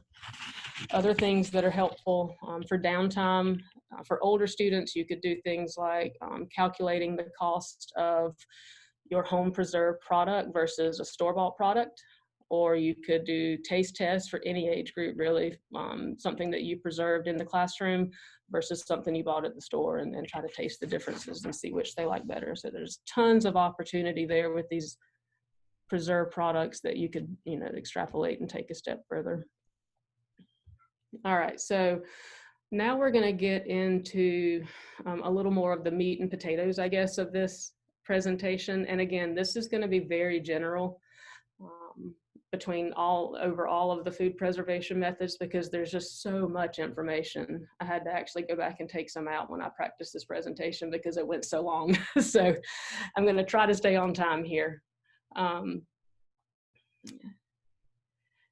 So we're going to start with some equipment that you'll need that'll be handy if you're going to can, and things that will be handy to have in the kitchen as well. So when you see one of these equipment lists, it's really long and it's going to be a little bit intimidating until you start looking through there, and we'll talk through each of those. Okay. All right, so here is some basic equipment that will help when you start to gather stuff that's needed for canning. I wanted to start right here in the middle with the jars. Okay, and what's important about the jars is that they are specifically made for home canning. You don't want to use anything that's recycled, like a commercial, maybe glass mayonnaise jar or something like that, because they have not been developed to withstand the heat treatment and the process in home canning. So you want to make sure you get those specifically designed for home canning, and there's a wide range of brands that are available. Ball is one, Kerr, and then there are some department store brands that have their own brand of canning jar. Those are fine too, as long as they have been specifically developed for this purpose. They do come in different sizes, and you can see the different sizes here between these two jars. What's important with the size of jar is that you match what is recommended or required in the recipe that you choose. So if you are canning and the recipe calls for putting your product into pint jars, you don't want to take that and say, oh, I've got these wonderful quart jars here, I'm just going to use those, because it's not going to be the same. The process time is not going to be long enough to provide lethality in that bigger jar. If you were doing something like a jam or a jelly and you wanted to go to a smaller jar, that would be okay, but if you use the same process time. Okay. So really try to stick with the size jar that's called for in your recipe to be safe. And we'll talk more about the recipes in just a minute. Next, with the jars, you also want to always check those for cracks and nicks. If you get a new shipment in, if you buy a new box of cans or jars, go ahead and check those really well for hairline cracks or nicks around the edges. Any imperfection could cause them to crack while they're in the canner, and you went through a lot of process to get to that point. And you don't want a product to spill out in the canner during processing. Jars can be reused. So if you put a product up and you consume it later that year, save it. As long as it's in good condition, it can be reused again. The standard now is to wash jars in warm soapy water before using them. And so you can either do that in the sink or in the dishwasher, unless you're going to have a process time of less than 10 minutes. So we'll talk a little bit more about that when we get to jams and jellies. Sometimes those products have a process time of less than 10 minutes. And in that case, you'll need to pre-sterilize the jars, which is essentially just submerging them in boiling water for 10 minutes before you put the product in and start the processing time. So just something to keep in mind there. Another part to your jar, of course, are the lids, and the only approved lids for home canning are two-piece lids, and you can see the flat part of the lid here and the ring bands up here where my cursor is on the right side of your screen. You want to be sure that the lids and ring bands are the same size as the jar you have. Now, it's not size in terms of half pints, pints, quarts, and rather in terms of regular mouth versus wide mouth. So you don't want to invest in regular mouth canning jars only to find out that your lids and ring bands were wide mouth when you get ready to put them on. So be sure that they match the jars that you have. The lids, the flat lids down here, can only be used once. They cannot be reused. So once you open that product, take it off your shelf and finish it, then that lid either needs to be used for a purpose not in home canning or be discarded. Don't put it through the canner again because the sealing compound won't reseal. The ring bands here can be reused as long as they are in good condition. Once they become bent or rusty in any way, don't use them again for home canning. Now, you can do some really neat crafts with those ring bands, so you might not want to just toss them. I did a really neat pumpkin out of ring bands last year and used it for some table displays, and that was a neat use of some older ring bands. So don't just toss them if you feel like you could use them for something else. Next up here is a funnel. That's just a basic kitchen funnel that will help you get hot product into hot jars without causing injury. And then let's move over here to the middle. On top of this nice jar of corn, you've got the jar lifter. And essentially this is just to help you move hot jars in and out of the canner. So that's just a tool to aid you in moving those hot jars around. The jar lifter can be purchased in a package deal, if you will, with the lid lifter and the bubble freer. So if you need to purchase new equipment, you don't have these things on hand, you can get a kit with those three items in them. Let's move over to the lid lifter. This is essentially just a magnet down here at the lid end of this picture on a wand. And so in years past, these flat lids were manufactured with the intent that they would be sterilized before use. So you would have a saucepan on the stove with boiling water in it, and you would add these ring bands in to sterilize before you use them for canning. More recently, most of the manufacturers of these lids have come out with recommendations just to wash the lids in warm soapy water. So the lid lifter might be something that you don't need if you have lids where the manufacturer recommends just washing them in warm or soapy water ahead of time and not sterilizing them. Either way, the lid lifter is simply just a magnet to retrieve those flat lids out of your sterilization water if needed. Down here at the bottom, you can see the green tool that's a bubble freer and headspace tool. It's a multi-tool, if you will. And so at the left side, you see this stair step increment. end. And so this is a way to measure headspace in your home canned products. And we'll learn a lot more about headspace in future slides, but these measurements indicate 1/4 inch up to 1 1/4 inches, I believe. And it's a way for you to measure how much headspace is at the top of your jar. And that will be indicated in your recipe, how much headspace you need. Then on the other end of this tool is essentially just a spatula, because we will need to remove any air bubbles from the jar before putting them in the canner. So that's a way to get into the jar and around your product to make sure air escapes as much as possible before we close that jar up. If you don't have one of these bubble-free or headspace tools, that's okay. There's another way. You can use a small kitchen spatula to remove your air bubbles on that end. And then for the headspace tool, a sewing ruler actually works really well to measure your headspace. So if you didn't have a bubble freer and headspace tool and you had a sewing ruler and a small kitchen spatula, you would be fine. The recipes, we'll talk more about where to find scientifically tested recipes that are safe for home canning use in a minute, but you want to be sure you have one of those on hand before starting. And then also your labels. So you can use these great paper labels after your product comes out of the canner, or you can actually just write on top of these lids with permanent marker. That's fine too. So that is some setup equipment that would be helpful. And that's in addition to all of your normal kitchen supplies. So this is a list of equipment that is directly from a screenshot out of the Put It Up curriculum. And I just grabbed one. I believe this one is for pickling. But this is the kind of equipment list you'll need if you use an activity out of that Put It Up curriculum. And so it lists everything from your gas or electric stovetop range all the way down to things like kitchen scissors. So it's very inclusive. It's things that if you already have a kitchen set up, then you'll have some of these things.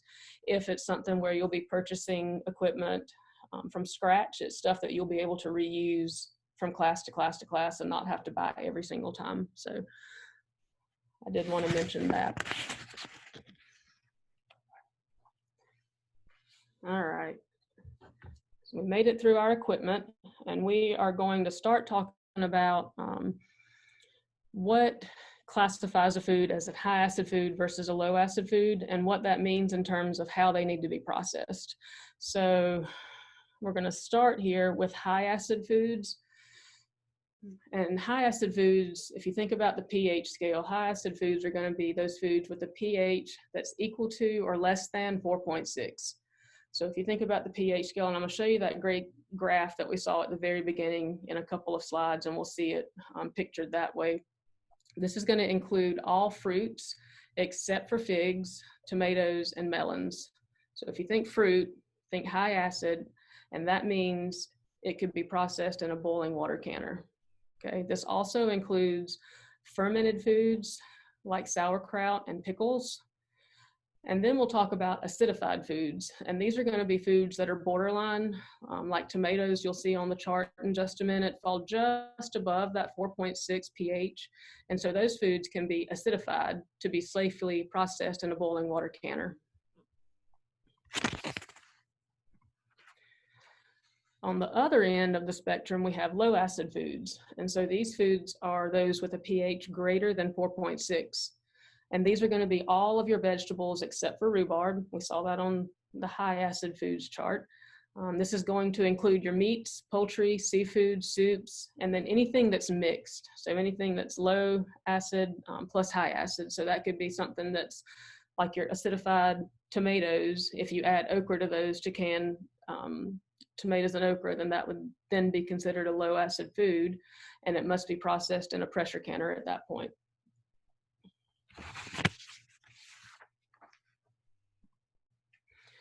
So here is the chart that you saw earlier, and what the safety implications mean of classifying these foods between an acid food and a low acid food. So you can see on the left, you've got the pH scale that runs from the top of the chart at 1 all the way down to 14. But if you notice, we kind of stop with our food here at 7, and most of the foods that we eat in our culture will fall between a pH of 3 and 7. So that's why we kind of have that gray area at the very top of the chart for a strong acid. and then the strong alkaline down here. And you can see the line that's right here where my cursor is, that indicates the magic number of 4.6. So that's going to give you the pH as to whether it can be processed in a boiling water canner or a pressure canner.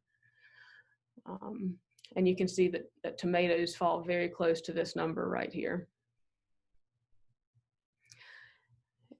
The pathogens that we worry about in these higher acid foods tend to be molds and yeast, and those will be destroyed at temperatures reached by the boiling water canner. So that's 212 degrees. And then for low acid foods, the pathogen that we worry about is Clostridium botulinum. And that particular pathogen must reach temperatures above boiling to be destroyed. So that's why these foods must be processed in a pressure canner, which is going to reach 240 degrees. Then we have another note here on botulism.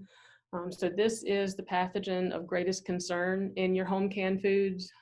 Again, yeast and molds are going to be what you most commonly see in foods that have a pH below 4.6.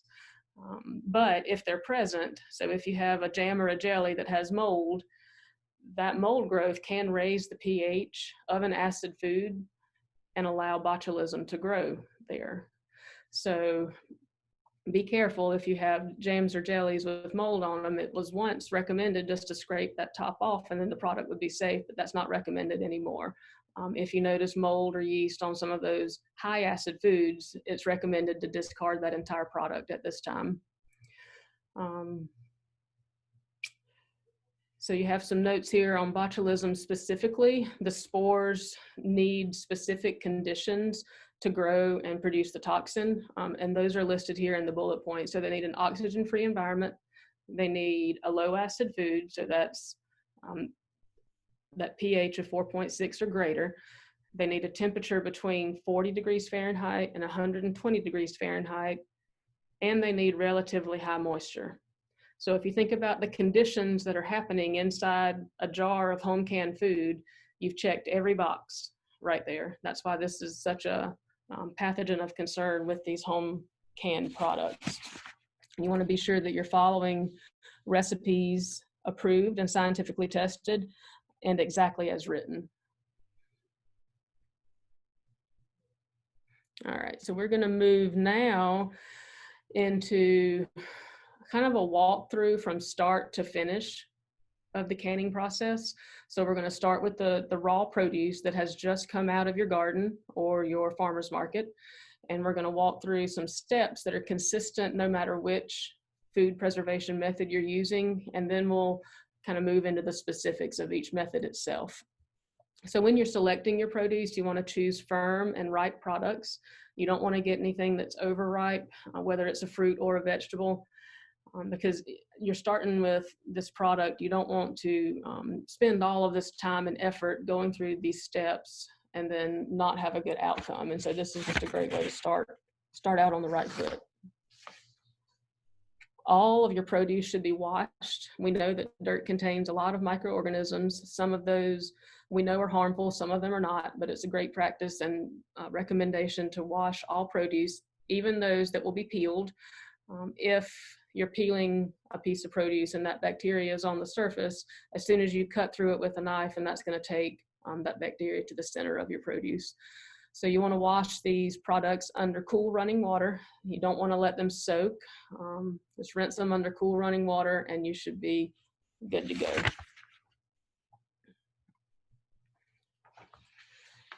So this slide outlines a few resources that are available where you can find safe home canning recipes. And I think you received some of these links in the email that went out this morning. So the first one here is the National Center for Home Food Preservation. You have that one. That again is housed at the University of Georgia. And they have the curriculums available for download and purchase. And they also have So Easy to Preserve. And that's the book that you see on the slide there and the one I'm holding here. That's a great resource. It's got great recipes. It's got a lot of background information as well. Then you've also got the Cooperative Extension Service. And so Clemson's is housed under the Home and Garden Information Center. So if you go to the HGIC website, you can search for recipes, home canning, fact sheets, and there's a lot of information available there. If you search for something and it comes up on a different cooperative extension website, so let's say Penn State or Michigan State or Alaska, anywhere across the country, if you find information on a cooperative extension service website, you can trust that it's scientifically based and safe to use. U.S. Department of Agriculture also has a complete guide to home canning as a PDF download. I've got it printed out here. And then other manufacturers of home canning equipment will have recipe books and cookbooks that they publish that are safe to use as well. So you saw on the equipment slide, the Ball Blue Book Guide to Preserving is a great one. And there are other ones as well that you can use. So if you would like to include a recipe into your activities that maybe isn't in the Put It Up curriculum, or maybe isn't in that Preserve It and Serve It that has those great outlines for you, you can certainly grab one of these recipes from another source and develop your own activity. So I just brought that to your attention so that you know that there are other recipes out there. They just don't have those great activities outlined with them. All right, so we've selected our produce, we've washed it, we found our recipe. Now we're going to talk a little bit about getting those jars full.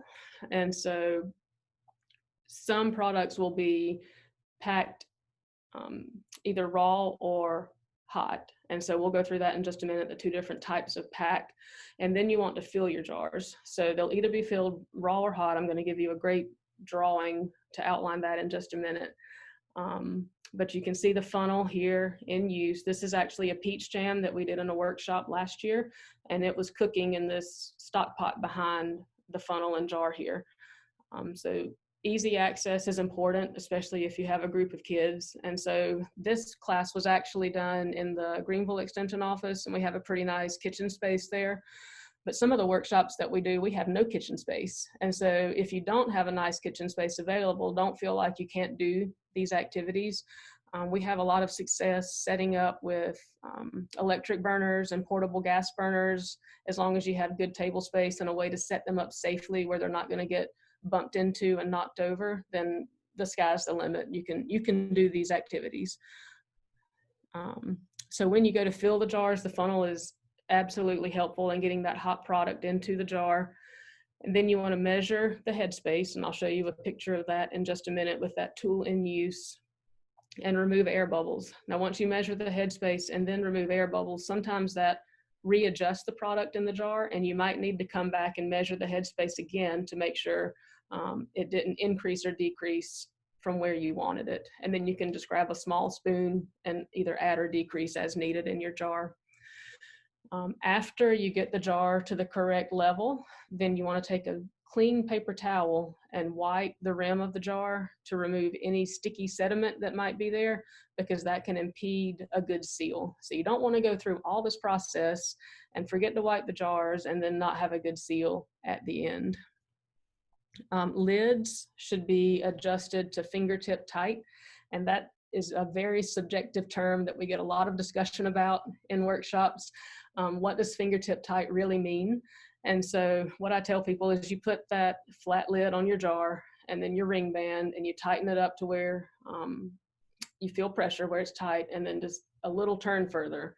And I know it's subjective, but you don't want to use any of those jar tighteners to really tighten it up where air can escape, because that's what we're trying to do here, is drive air out of the jars and create a vacuum seal. So if you cinch it down so tight that air can't get out, then you're still not going to get a good seal and a good, safely preserved product. So here is that picture of the methods of pack that I mentioned in the last slide. And you can see on the left, we talk about a raw pack here. And so this picture gives an example of carrots. So in this example with a raw pack, the carrots would have been washed and cut and then placed into the jar raw with no blanching. And then you would have a hot canning liquid, which is usually water, maybe some spices added to it depending on the recipe. And you would just put that hot canning liquid directly on the raw product. and look for the correct headspace. Measure the headspace, still remove the bubbles the same. With a hot pack, raw foods are boiled 3 to 5 minutes, so essentially we're blanching them. And then all of that product, the carrots and the water, are put into the jar. So it just depends on the recipe. A lot of times your vegetables are going to be with the hot pack with the blanch, and then of course your jams and jellies are going to be cooked ahead of time too. So it just depends on what you're trying to achieve.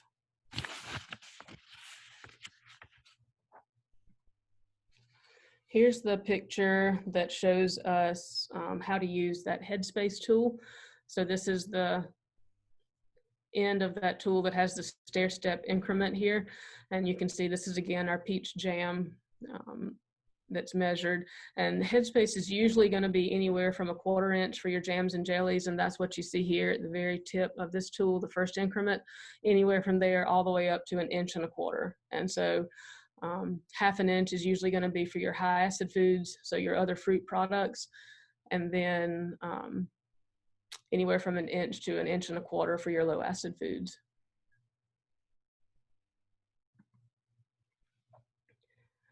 And here is the other end of that tool being used. So this is removing the air from the jar before we seal that with the lid. And just a quick note here about headspace. If you have too little headspace, so if you don't leave enough headspace, if we were to fill these tomatoes and their canning juice all the way to the top of the rim here, then once that product is in the canner, that food could run the risk of boiling out. And when it does that, it of course will be present under your lid that you just wipe clean with that paper towel, and that sediment can cause an improper seal. If you leave too much headspace, so I don't think that's the case with this jar, but if we had started out, with this liquid down here and we had too much headspace, the food at the top is likely to discolor. The jar still might not seal properly because all of the air wasn't driven out of that product during processing. And it can cause a problem with sealing too.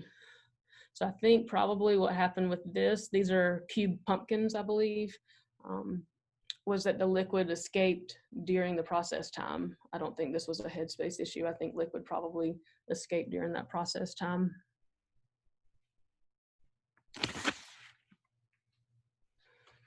And then once we have all of that done, we've got,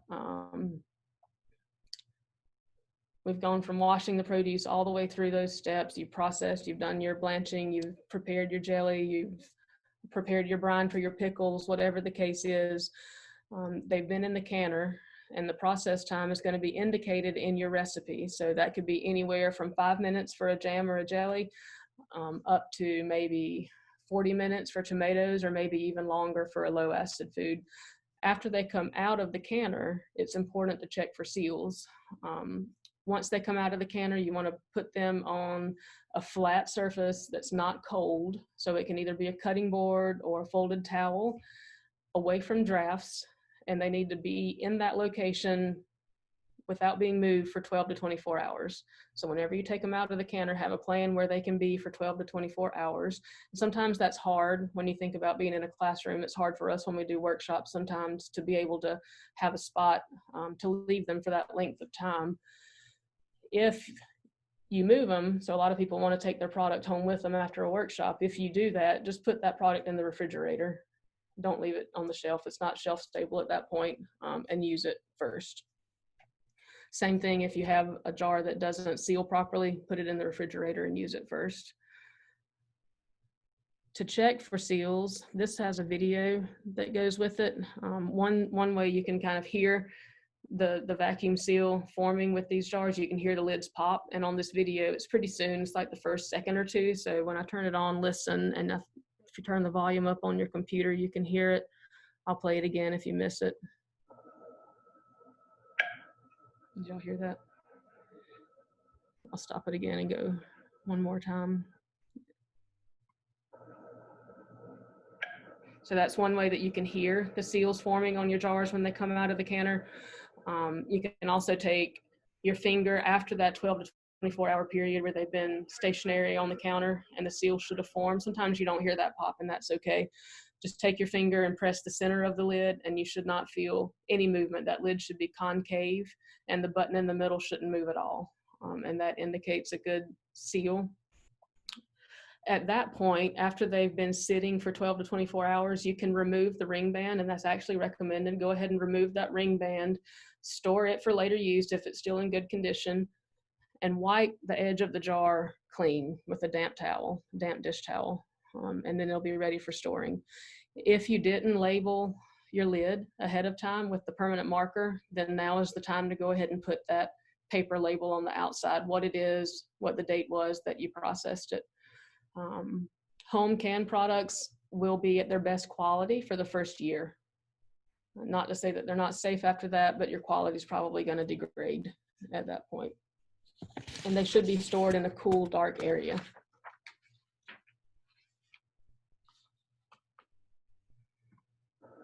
It wants to play again. There we go, one more time. All right. Something else to consider, and we do have a couple of areas in South Carolina and Pickens County, I think, maybe Oconee County, where altitude becomes a consideration. So we know as altitude increases, water boils at lower temperatures.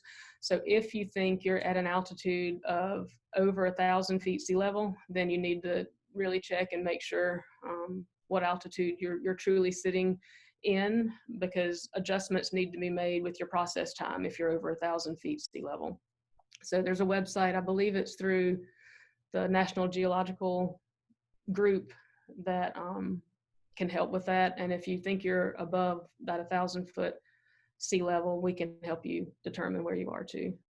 So just keep that in mind if you think you're at an altitude of concern. All right. Here is where we're going to do poll question number 2. We're moving now kind of away from the general steps and information and into the specific home food preservation methods. Let me stop sharing.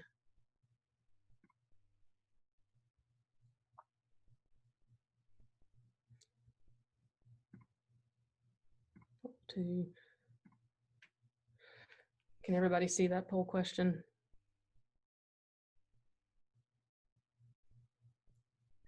The second poll question, choose the answer that best describes your experience with canning high acid or acidified food at home. So these are your fruits or your acidified foods that are at 4.6 or lower. It's a little bit confusing when you think about high acid foods have the lower number on the pH scale, and that gets confusing a lot of times. But high acid foods are lower on pH, and these are the ones that can be processed in a boiling water bath canner. So it's really interesting, the workshops that we do, it's always a lot of fun because we usually have people that have no experience at all and they just really want to learn. And then we have those that have a lot of experience and they just want to freshen up their skills and be current on their methods. And so it looks like we have a little bit of that same spread here with this group too, which is great. So we have 38%. Let's see if I can end that and share results. 38% with no experience, 45% with some experience using a water bath canner, 13% with considerable experience, and a few of you teach others. So that's great, really great. All right, so I'm going to go back to our presentation. And we're going to jump into some details here on canning high acid or properly acidified food.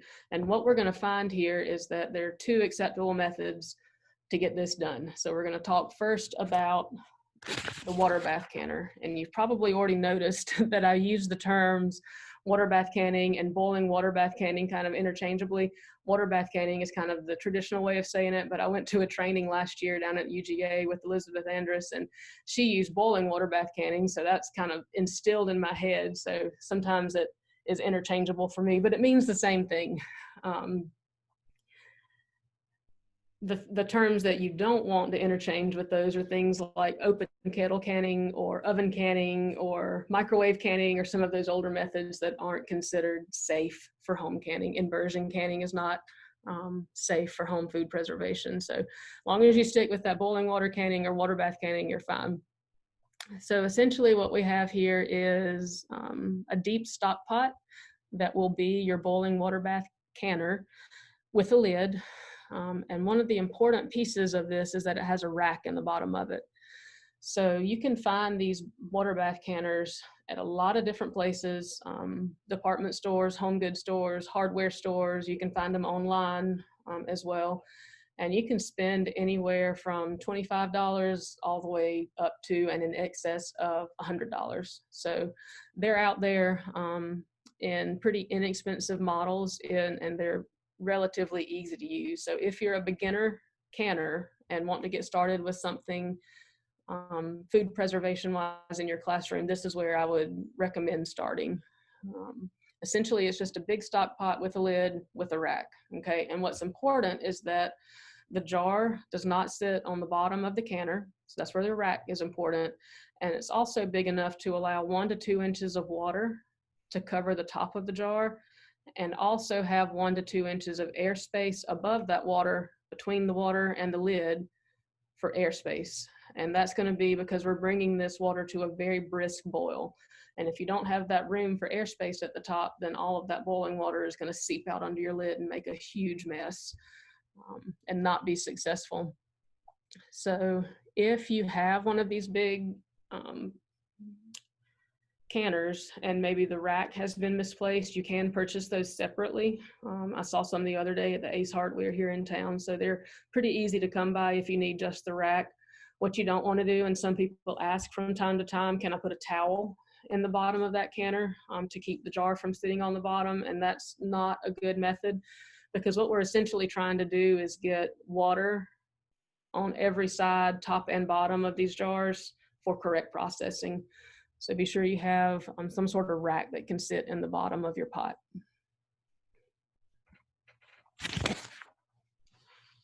These pictures show some tomatoes that we did in a class last year. These were hot pack tomatoes. You can see on the lids here that the participants in the workshop put their names on their product that they prepared. They were hot pack tomatoes, so we blanched them. They were Romas. We got a little detailed here with the information that we added, and then the date that we preserved those. So those are some key points that you might want to add if you're doing this in a classroom situation and you have multiple students that are going to be pretty proud of the product that they make. So remember, tomatoes were on the border of that magic number of 4.6, so they had to be acidified in order to make them safe to be processed in a boiling water canner. Okay, so the process that goes along with using the boiling water canner, I'm just going to run through kind of a step-by-step here with this, because this is one that is pretty easy to use in a classroom or a workshop situation. So when we first start the day and we have one of these workshops happening, go ahead and have about 6 inches of water simmering in the bottom of your canner. And then you also want to have an extra pot of water simmering, because what might happen is by the time you go to put your jars of prepared food in the canner is that the water level has decreased a little bit from sitting there and steaming. And you might need to add a little bit of water to the canner before you actually start to make sure you have that 1 to 2 inches above your jars. So if you do, go ahead and have a saucepan ready, or we do like an electric tea kettle that can have hot water available. And if you need extra water on there, just pour it in that canner. Careful not to pour it directly on top of one of your jars. After the jars are in the canner, you want to make sure that water level's good, put the lid on, and then turn your heat source up to high. And we're looking for that brisk boil. So if your process time, say for these tomatoes, is 40 minutes, then you're not going to start your oven timer or your stopwatch on your phone until that brisk boil is achieved. So water's got to be boiling before process time starts, okay? And then the other important piece to this is that that water needs to remain boiling throughout the whole process time. So you need to stay nearby where you can check and make sure the water is continuing to boil. Once it achieves that first really brisk boil, you can usually turn the heat source down just a little bit so that things aren't boiling out from under the lid, but you do need to maintain a boil for the entire process time, whether it's 10 minutes or 40 minutes or even longer. And then after that process time is complete, then we talked about removing those jars. Before you remove the jars, you do want to take the lid off of the canner. And when you teach this in a workshop or a classroom situation, this is a good place to teach kids about taking the lid off of a hot pot away from you so that that steam escapes to the back of the stove instead of directly in your face. And then let that canner sit without the lid on it for 5 minutes before you remove the jars. It just lets everything cool down just a minute before you go to remove those. And then have your spot already prepared to put these jars on and let them be still for 12 to 24 hours.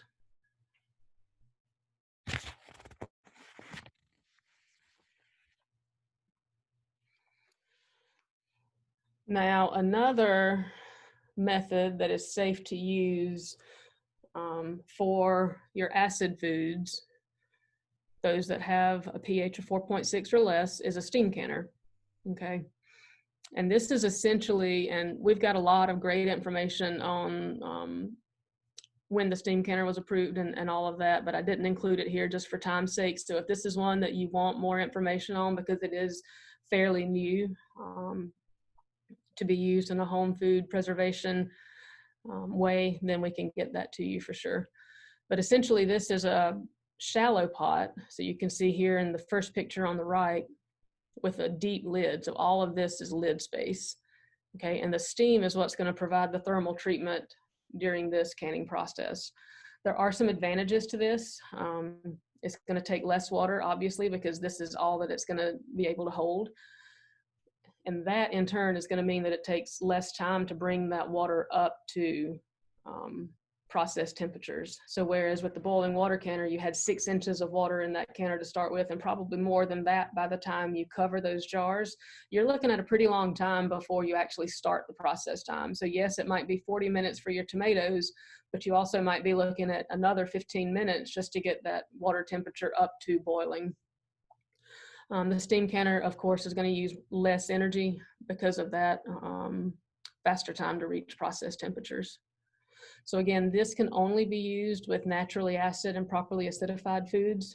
So any recipe that you have or activity that you have that calls for processing in a boiling water canner, you could also process that in a steam canner.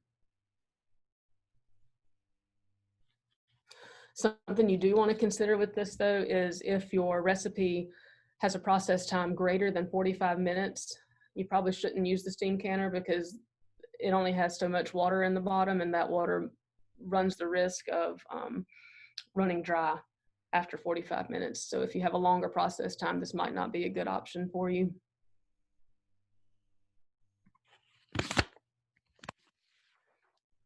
A few things to note with the steam canner. Again, steam is going to provide that thermal treatment, and you can see the video here on the left. I hope it's playing for you. Of the steam canner in action, if you will. And you can see the vent hole here on the picture to your right. That's where the steam is coming from on the left, is that little vent hole. Okay, and so the steam is going to process at 210 degrees plus or minus 1. So you can see the stem thermometer over here on the right that's reading 211 degrees Fahrenheit is perfectly acceptable for this process. It's good to have one of these stem thermometers on hand if you're going to use this method, just so you can monitor that temperature throughout the process time and make sure it doesn't drop below 209 degrees Fahrenheit, because then you would not be providing enough thermal treatment for that process. When you insert the thermometer into that hole, you want to be careful that you don't bump jars that are in there, because if you have a full canner load, there's probably some jars sitting right there on the edge. So just be careful with that if you use this method. Other things with this one that are pretty similar to the boiling water canner is you can use it at nearly empty capacity. You don't have to fill it full, or you can process a full canner load at a time. You also don't need to preheat the canner, but it can be a good way. It's recommended to keep your jars warm before you do a hot pack so that they're not shocked with the temperature change. And this can be a good way, either with the boiling water canner or the steam canner, to keep your jars warm before adding that product. Go ahead and preheat. And with this one, the same as with the boiling water canner. After processing, you want to turn off the heat and then remove that lid away from you. So this is what I mentioned with the last process. And then wait 5 minutes before removing the jars. Again, have your space already planned out where you're going to put them and allow them to be for 12 to 24 hours. There is a fact sheet, I think, that was included in your handouts in the email this morning. It's fact sheet, HGIC fact sheet 3472, that gives a really great description of using a steam canner. It gives you all the details. So if this is something you would like to try, it's all outlined there for you. And then we can also help answer questions if needed. So this is an activity, we're kind of at the end of our processing for high acid foods. So this is an activity that would be used for high acid foods. And this one is actually out of that Preserve It and Serve It book, that paperback that's available for purchase. And this one is how to make and can applesauce. So you can see on the left here, it gives you all of your ingredients, which your ingredients are just the apples, water, and sugar, which is optional for these. Gives you all of your equipment that you need, all 21 pieces of it. And this one only makes 4 pint canning jars worth of applesauce. So this is something, if you have a bigger group and you wanted to make 2 recipes, you could certainly do that and process them comfortably in a boiling water canner. But what's neat about these activities is it gives you information that sometimes we don't think about, like it includes things like wash your hands, wash your canning jars, all of the nitty-gritty details that you need to have outlined with youth groups in particular, and adult groups, I'll say that too. I love to have all of these steps in a workshop because then I don't leave anything out. So I have really used these activities and these resources in my workshops for adults, just because it gives you every step-by-step detail that you need. So that's the way the pages from that Preserve It and Serve It book will look if you want to go that route.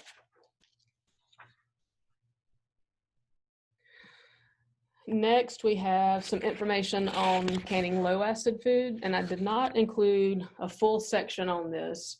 Oh wait, I do have a poll for this one. Let's do the poll first before I get into that. Let's see. Stop share. So low acid foods, those are the ones that have to be processed in a pressure canner. And I feel like every time you mention pressure canner with a group of people, somebody has a story. So that's what our question is going to be for the pressure canning. How many of you have a pressure canner or pressure cooker story? Because sometimes it's not necessarily the canner, it's the cooker. And sometimes it's your mother or your grandmother that had the story, but maybe you were there, you saw the end result. So I'll give you a few minutes to get those in.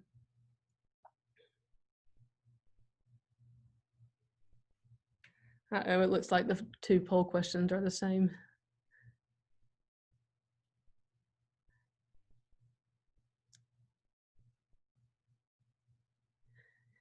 The second one should have been, I have always been successful with pressure canning and pressure cooking, no bad experiences. That was me. I'm sorry, y'all. I was going too fast. That's okay. That's okay. Nobody was successful today.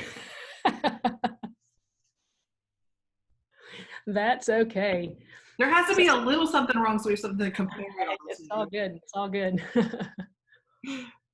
All right, so let's end that one and share it. So we did have some people that have a pressure canning story. And again, I wish we were in person because I would love to hear them. And then some people have not tried using a pressure canner. So those of you that have always been successful with pressure canners, we're just gonna say kudos to you and move forward with our canning low acid foods. So thank you for sharing that. All right, let me get back to the presentation And again, I do not have a full section on canning low acid foods because one of my colleagues, Faith Israel, down in the Midland section, has recently done a great on-demand webinar that talks all about pressure canning. So I did not include that here for time's sake because that webinar is out there and available for any of you that would like to watch it. I can get, let's see, Dr. Baker can probably put the link to that in a Q&A, or we can send it out in the email later. But that is out there. So I'm just going to go over some quick little basics. Oh, let's go back. I did have a video there of the pressure canner. This pressure canner was down at UGA in that class that I took last year. So you can see all of the nice preserved products that we did that week behind the pressure canner there. But this canner actually has a weighted gauge, and I'll show you the different gauges on the next slide. This is the only slide I believe I included for pressure canning. And it's basically just, again, that big pot with a flat rack in the bottom, and it's going to have a pressure regulator, either a dial gauge, as you see kind of in the back blue picture of the pressure canner, or a weighted gauge. And so depending on which style you have, just read the manufacturer's instructions is a great way to start on how to interpret those gauges. The dial gauge is going to give you a specific number for the PSI that's inside your canner. And usually the process is going to be anywhere 10, 11, 12 PSI. And then the weighted gauge is going to give you more of a description in the manufacturer's instructions as to how many rocks or how many jiggles you should hear per minute with that weighted gauge. So it varies a lot, and Faith goes into a lot more detail with that, but there are 2 options available for that. And then you can see the other pieces of the anatomy of a pressure canner. So you've got a vent port here where steam can escape, safety valves and overpressure plugs that will hopefully blow before the lid actually blows if something should go wrong. Rubber gaskets, so most of the time your pressure canner lids are going to have a rubber gasket that help with the sealing of that lid to the base. So all of those pieces and parts are important to keep in good working order. If you have a dial gauge, so some people will inherit older pressure canners, and a lot of times we'll want to have that dial gauge tested. We do recommend testing the dial gauges at least once a year to make sure they're accurate and calibrated correctly. We can do that for you, and under normal circumstances when the office is open, we can test these canner gauges for you in the office. But there is a great resource that Presto has where you can take the dial gauge off of your canner lid and mail it in, and they'll test it for free. So that's out there too. I believe we just posted that information on our website this morning. So that's out there too. And I'll give you the link to our website at the end here. Just a quick overview here of a couple of different food preservation methods that can be processed in the canners.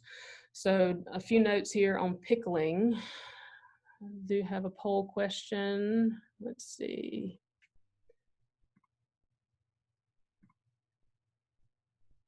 This one is, assuming I didn't mess it up. That's great. This one is, what is your favorite pickled product? I know some people kind of turn their nose up and they're like, I don't like pickles at all. My dad is one of those people. What do you mean you don't like pickles? But there are a lot of them out there. While you're doing that, just a quick definition of pickled products, and this is one of the oldest food preservation methods that's out there. It's basically just a food that has been preserved and flavored in a solution of brine and vinegar.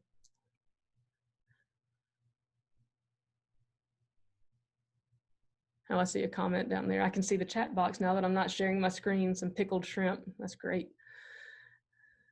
All right, I'm gonna end that poll and share the results.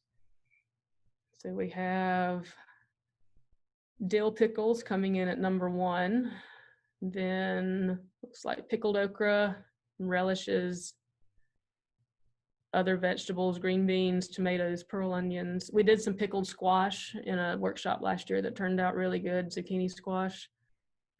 And then a few of you don't like pickles. That's okay too. All right, let's go back to the presentation.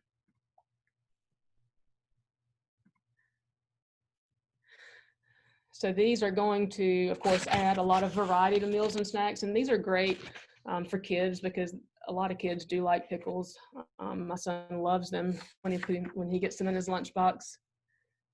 And they're pretty easy to do. There are some refrigerator pickle recipes out there. So if you didn't want to go through the whole process of putting something into a canner, there are some quick pickle packages, I guess, that are on the shelf now in the home canning section where you can buy the vinegar already in a little bag with all the spices, and essentially you just add the produce, and those would be refrigerator pickles. So that might be a good option if you have some of these cucumbers or other products that you want to pickle in the garden.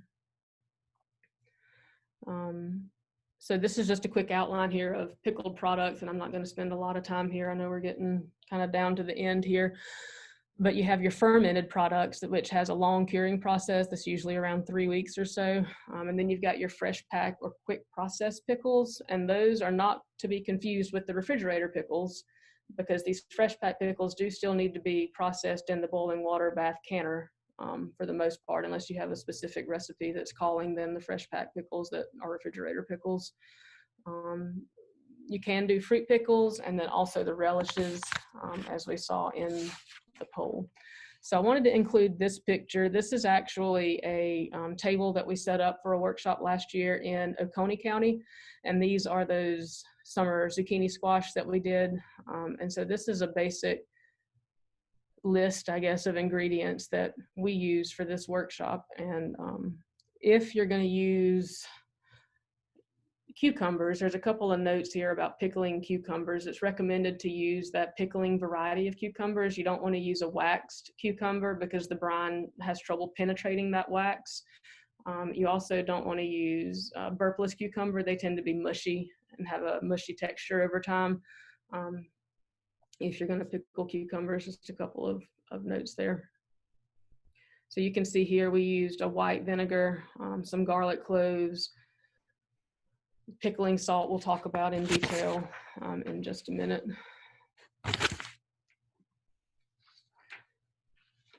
So in quick pickling, a lot of times your salt is used just for flavor only. The recipe will tell you whether the salt can be omitted or not, depending on your personal preference. It's recommended to use pickling or canning salt. You can see this Mrs. Wage's bag of pickling and canning salt right here. And that's to prevent problems with darkening. Your table salt has iodine. It's going to cause some issues with darkening over time. Sea salts have various mineral contents and can sometimes cause issues in your canned products. And the same thing with kosher salts. Kosher salts do not have the same density across the board, so be careful when you're using those. Salt and fermentation, we're not talking about fermentation here in detail at all, but I did want to include this picture because I thought it was great. And this is a picture from, again, my time in UGA last year with Dr. Andrus, who had a hand, it probably wrote "So Easy to Preserve" if you really get down to it. And she also manages the National Center for Home Food Preservation. So she is like the home food preservation guru of our time right now. And she's checking on her sauerkraut that she's had brining and was showing our class there. And kind of the same information there. Fermentation uses, it controls microorganisms where salt and vinegar that we add to our quick pickles does. My guess is that we're probably not going to have many opportunities in classroom or workshop situations to go through the whole fermentation process, but I did want to mention it quickly. A note here on vinegar: if you're going to be doing pickling in a workshop, you can use either cider or white vinegar. What's important is that it's vinegar that comes from a store and it's not homemade, because we want to make sure it's at least 5% acidity in that vinegar, okay? And that is equivalent to 50 grain. So your cider vinegar, of course, is going to have that nice flavor and aroma. Your white distilled vinegar is going to give you the clear color. So it just depends on what you're processing and what you're trying to achieve. Both are fine to use.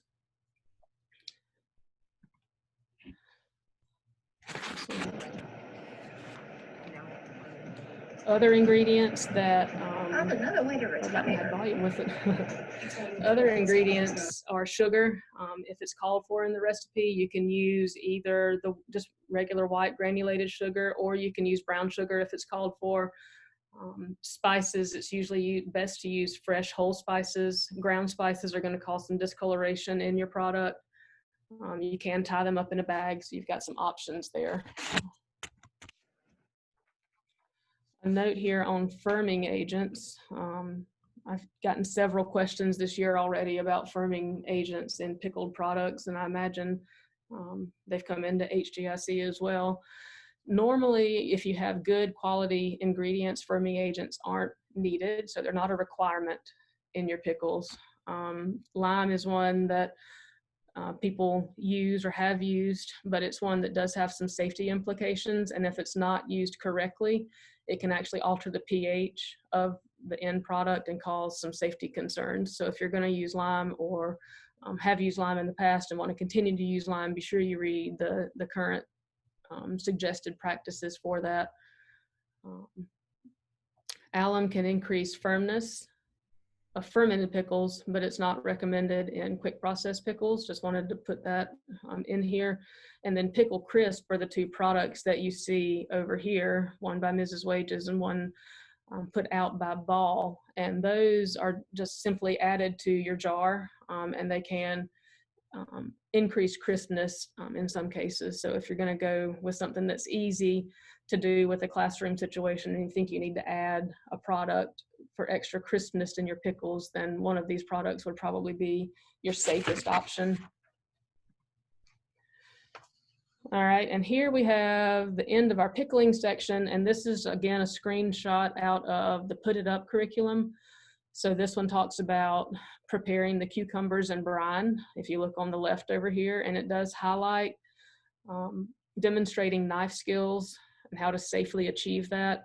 Talks about removing 1/8 of an inch off the blossom end of your cucumbers to stop the enzyme activity in those cucumbers, and then goes through the whole process. Gives you a great drawing here of how to slice the cucumbers to get a good spear, some did you knows, and then I included this page on the right as a screenshot because this is just a great, excuse me, I'm going to cough. A great activity to use during downtime and process time that kind of sums up the lesson that you just taught. So true or false question, pickling is based on a science, yes or no? Refrigerating or canning pickles makes them last longer if then left at room temperature. So you've got some great questions that you can include there for your class. All right, so that's the end of pickling. I think we're getting to the end here. I've got some more information. We'll see how I can make this work in the effort to save time. I'm going to go through jellies, and then we might not get through dehydrating and freezing. So jams and jellies are a lot of fun. This is one of my favorites because there's so much variety that you can do, and they're fairly easy with a short process time. So if you're looking to save some time, this might be a good way to go. Again, if you have a process time of less than 10 minutes, then you need to pre-sterilize those jars, okay?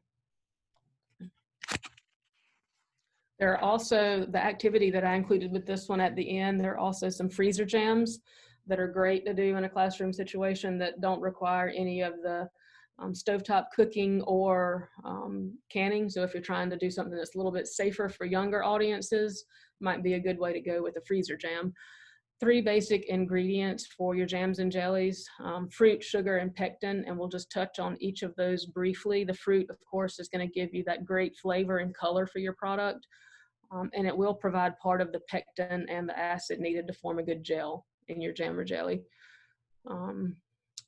If you're going for a product that doesn't have added pectin, it's best to use fruit that is 1/4 slightly underripe and 3/4 fully ripe of your total product that you'll be preparing to put in the jars. That's where you're going to get your best mix of natural pectin. The sugar is what is going to act as the preservative for your jam or jelly, and that's what's going to prevent the growth of microorganisms. So Sugar in jam and jelly recipes must be present in the proper ratio. So whatever your recipe says in terms of sugar is what you have to add. You can't cut down because you want a lower sugar product. Now, that being said, if you want a lower sugar product, there are recipes out there with lower sugar, but you need to follow one that's been scientifically tested and not just omit sugar from one that you liked.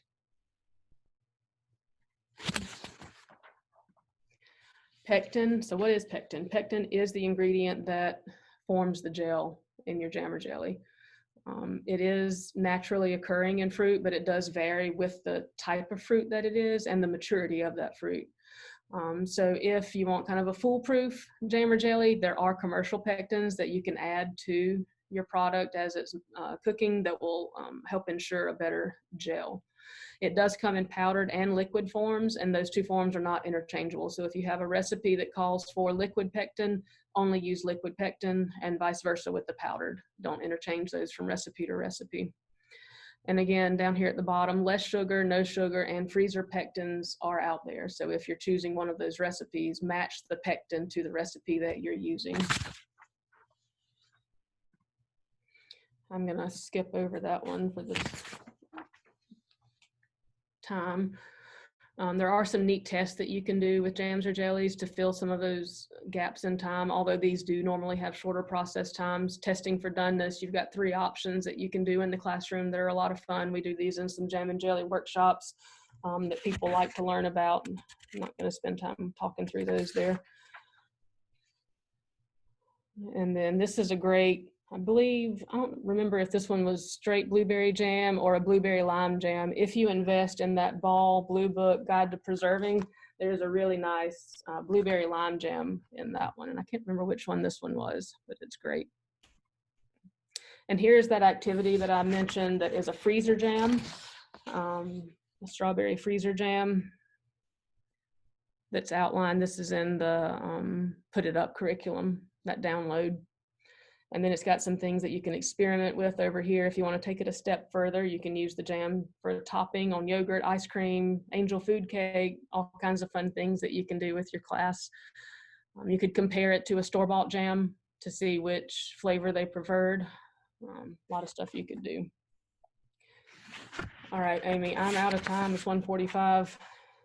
And I didn't make it to all of your pictures. Listen, I think we all agree that we would rather you finish, and we'll do the door prizes at 2. This is supposed to go till 2, so you finish what you're doing, and we'll work it out on the back end.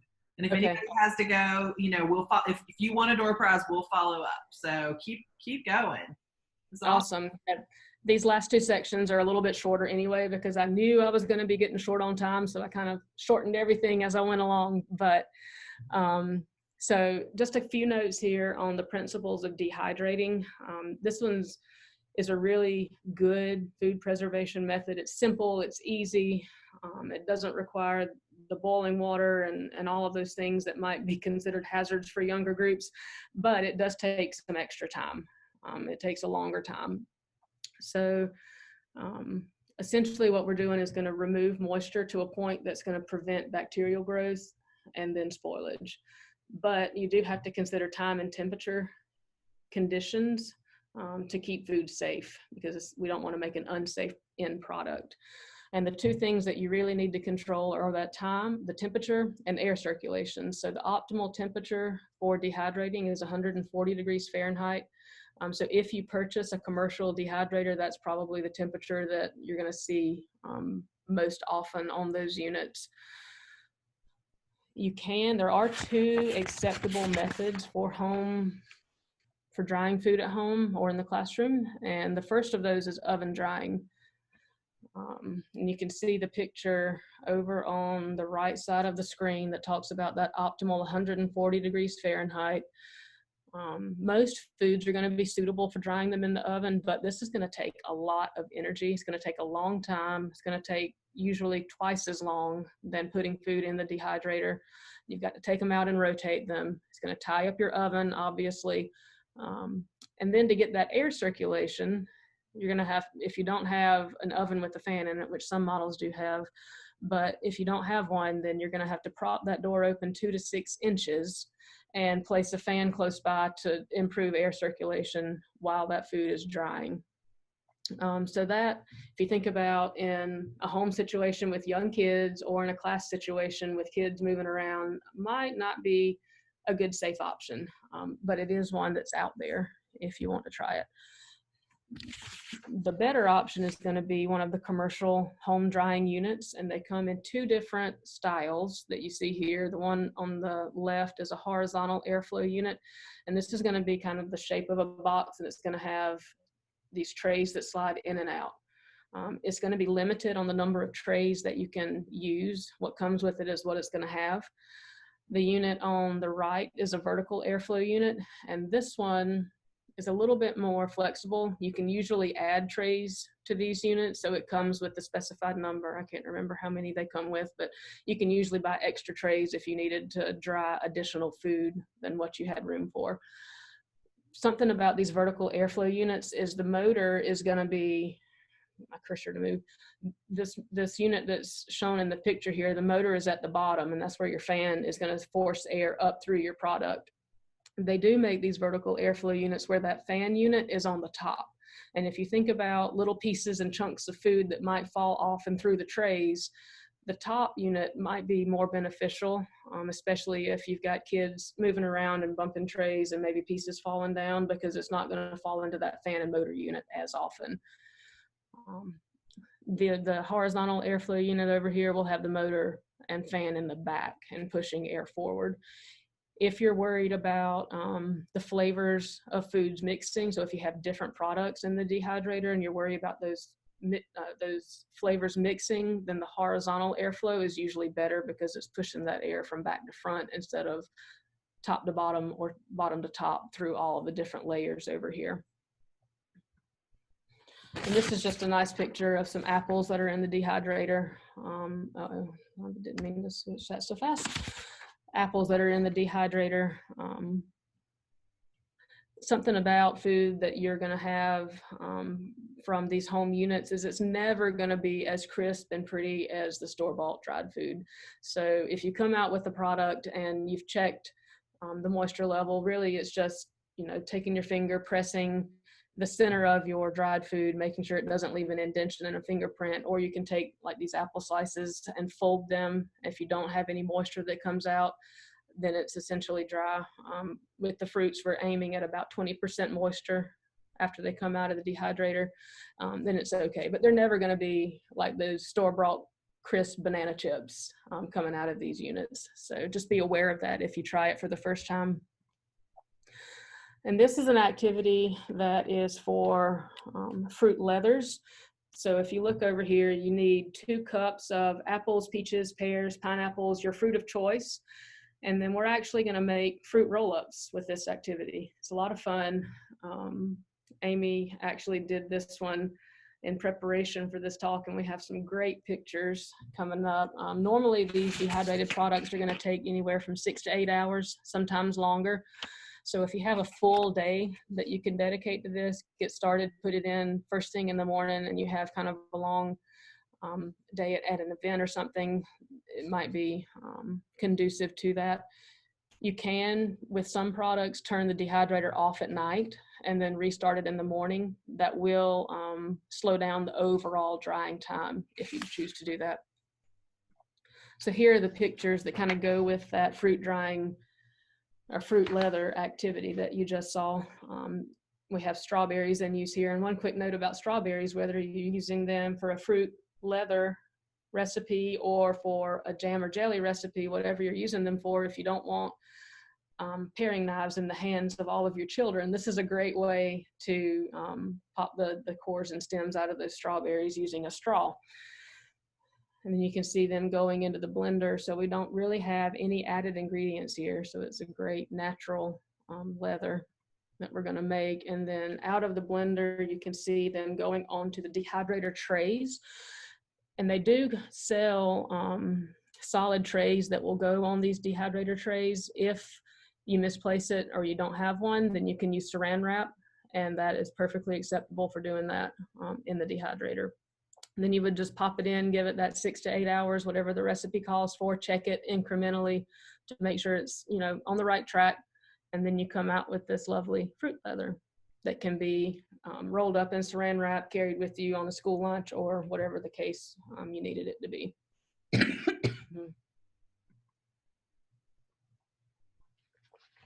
And we've made it to the last slide. I promise this is it. My voice is leaving me too. So freezing is one of the easiest and most convenient home food preservation methods, and probably all of you freeze food of some kind right now. But freezers should be set and maintained at a temperature of 0 degrees. And the only way to really know that it is at 0 degrees is to put a freezer thermometer in there and check. It can help you determine what that actual temperature is. So when freezing, you just want to make sure that your containers, there's a host of containers out there. They can be flexible bags like you see in the picture here. They can be wrappings, rigid containers, vacuum packaging. The point is that they should be moisture and vapor resistant for the best product. Okay, when you go to put, whether it's blueberries or peaches or whatever the case is, when you put this big load of food in your freezer, you might want to set that temperature control at -10 degrees Fahrenheit ahead of time to cool that freezer down if you've got a big load going in, so that it doesn't fluctuate so much. And then leave space in between all of those products, because you're going to get a better product if air can circulate around each of those bags or containers while they're freezing. So that is it. These are some blueberries that I put up this year. These came from the Happy Berry up there in 6 Mile that my son picked. And then these peaches actually came from the Musser Farm. So those are Clemson peaches from this year. Those are actually a mix, I think, of Clemson peaches and then some from over in Spartanburg County at McDowell Farms. All right, so we are at the end here. Thank you guys for hanging with me.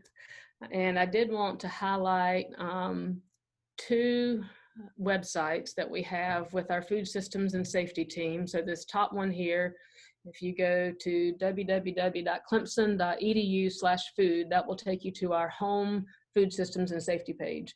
And from there, you'll see options on the left side where you can click on a Carolina Canning website page. You can click, and that's where the dial gauge pressure canning information is on that page.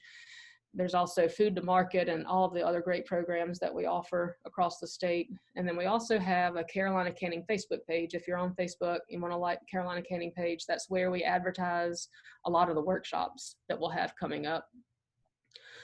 Just a side note here down at the bottom, we will be starting a statewide newsletter for our team in the near future. I was going to try to get this neat little sign up thing created, but I didn't get that done. So if you're interested in being involved and receiving our e-newsletter, then just send me a quick email and I'll get you added to that. I think you've got my information, or you can send a Facebook message, get in touch with us somehow, and we'll add you to that newsletter. So that's all I have. Thanks everybody for being there. I'm sure we had some great questions. We did. Rebecca, that was awesome. And Kimberly, thank you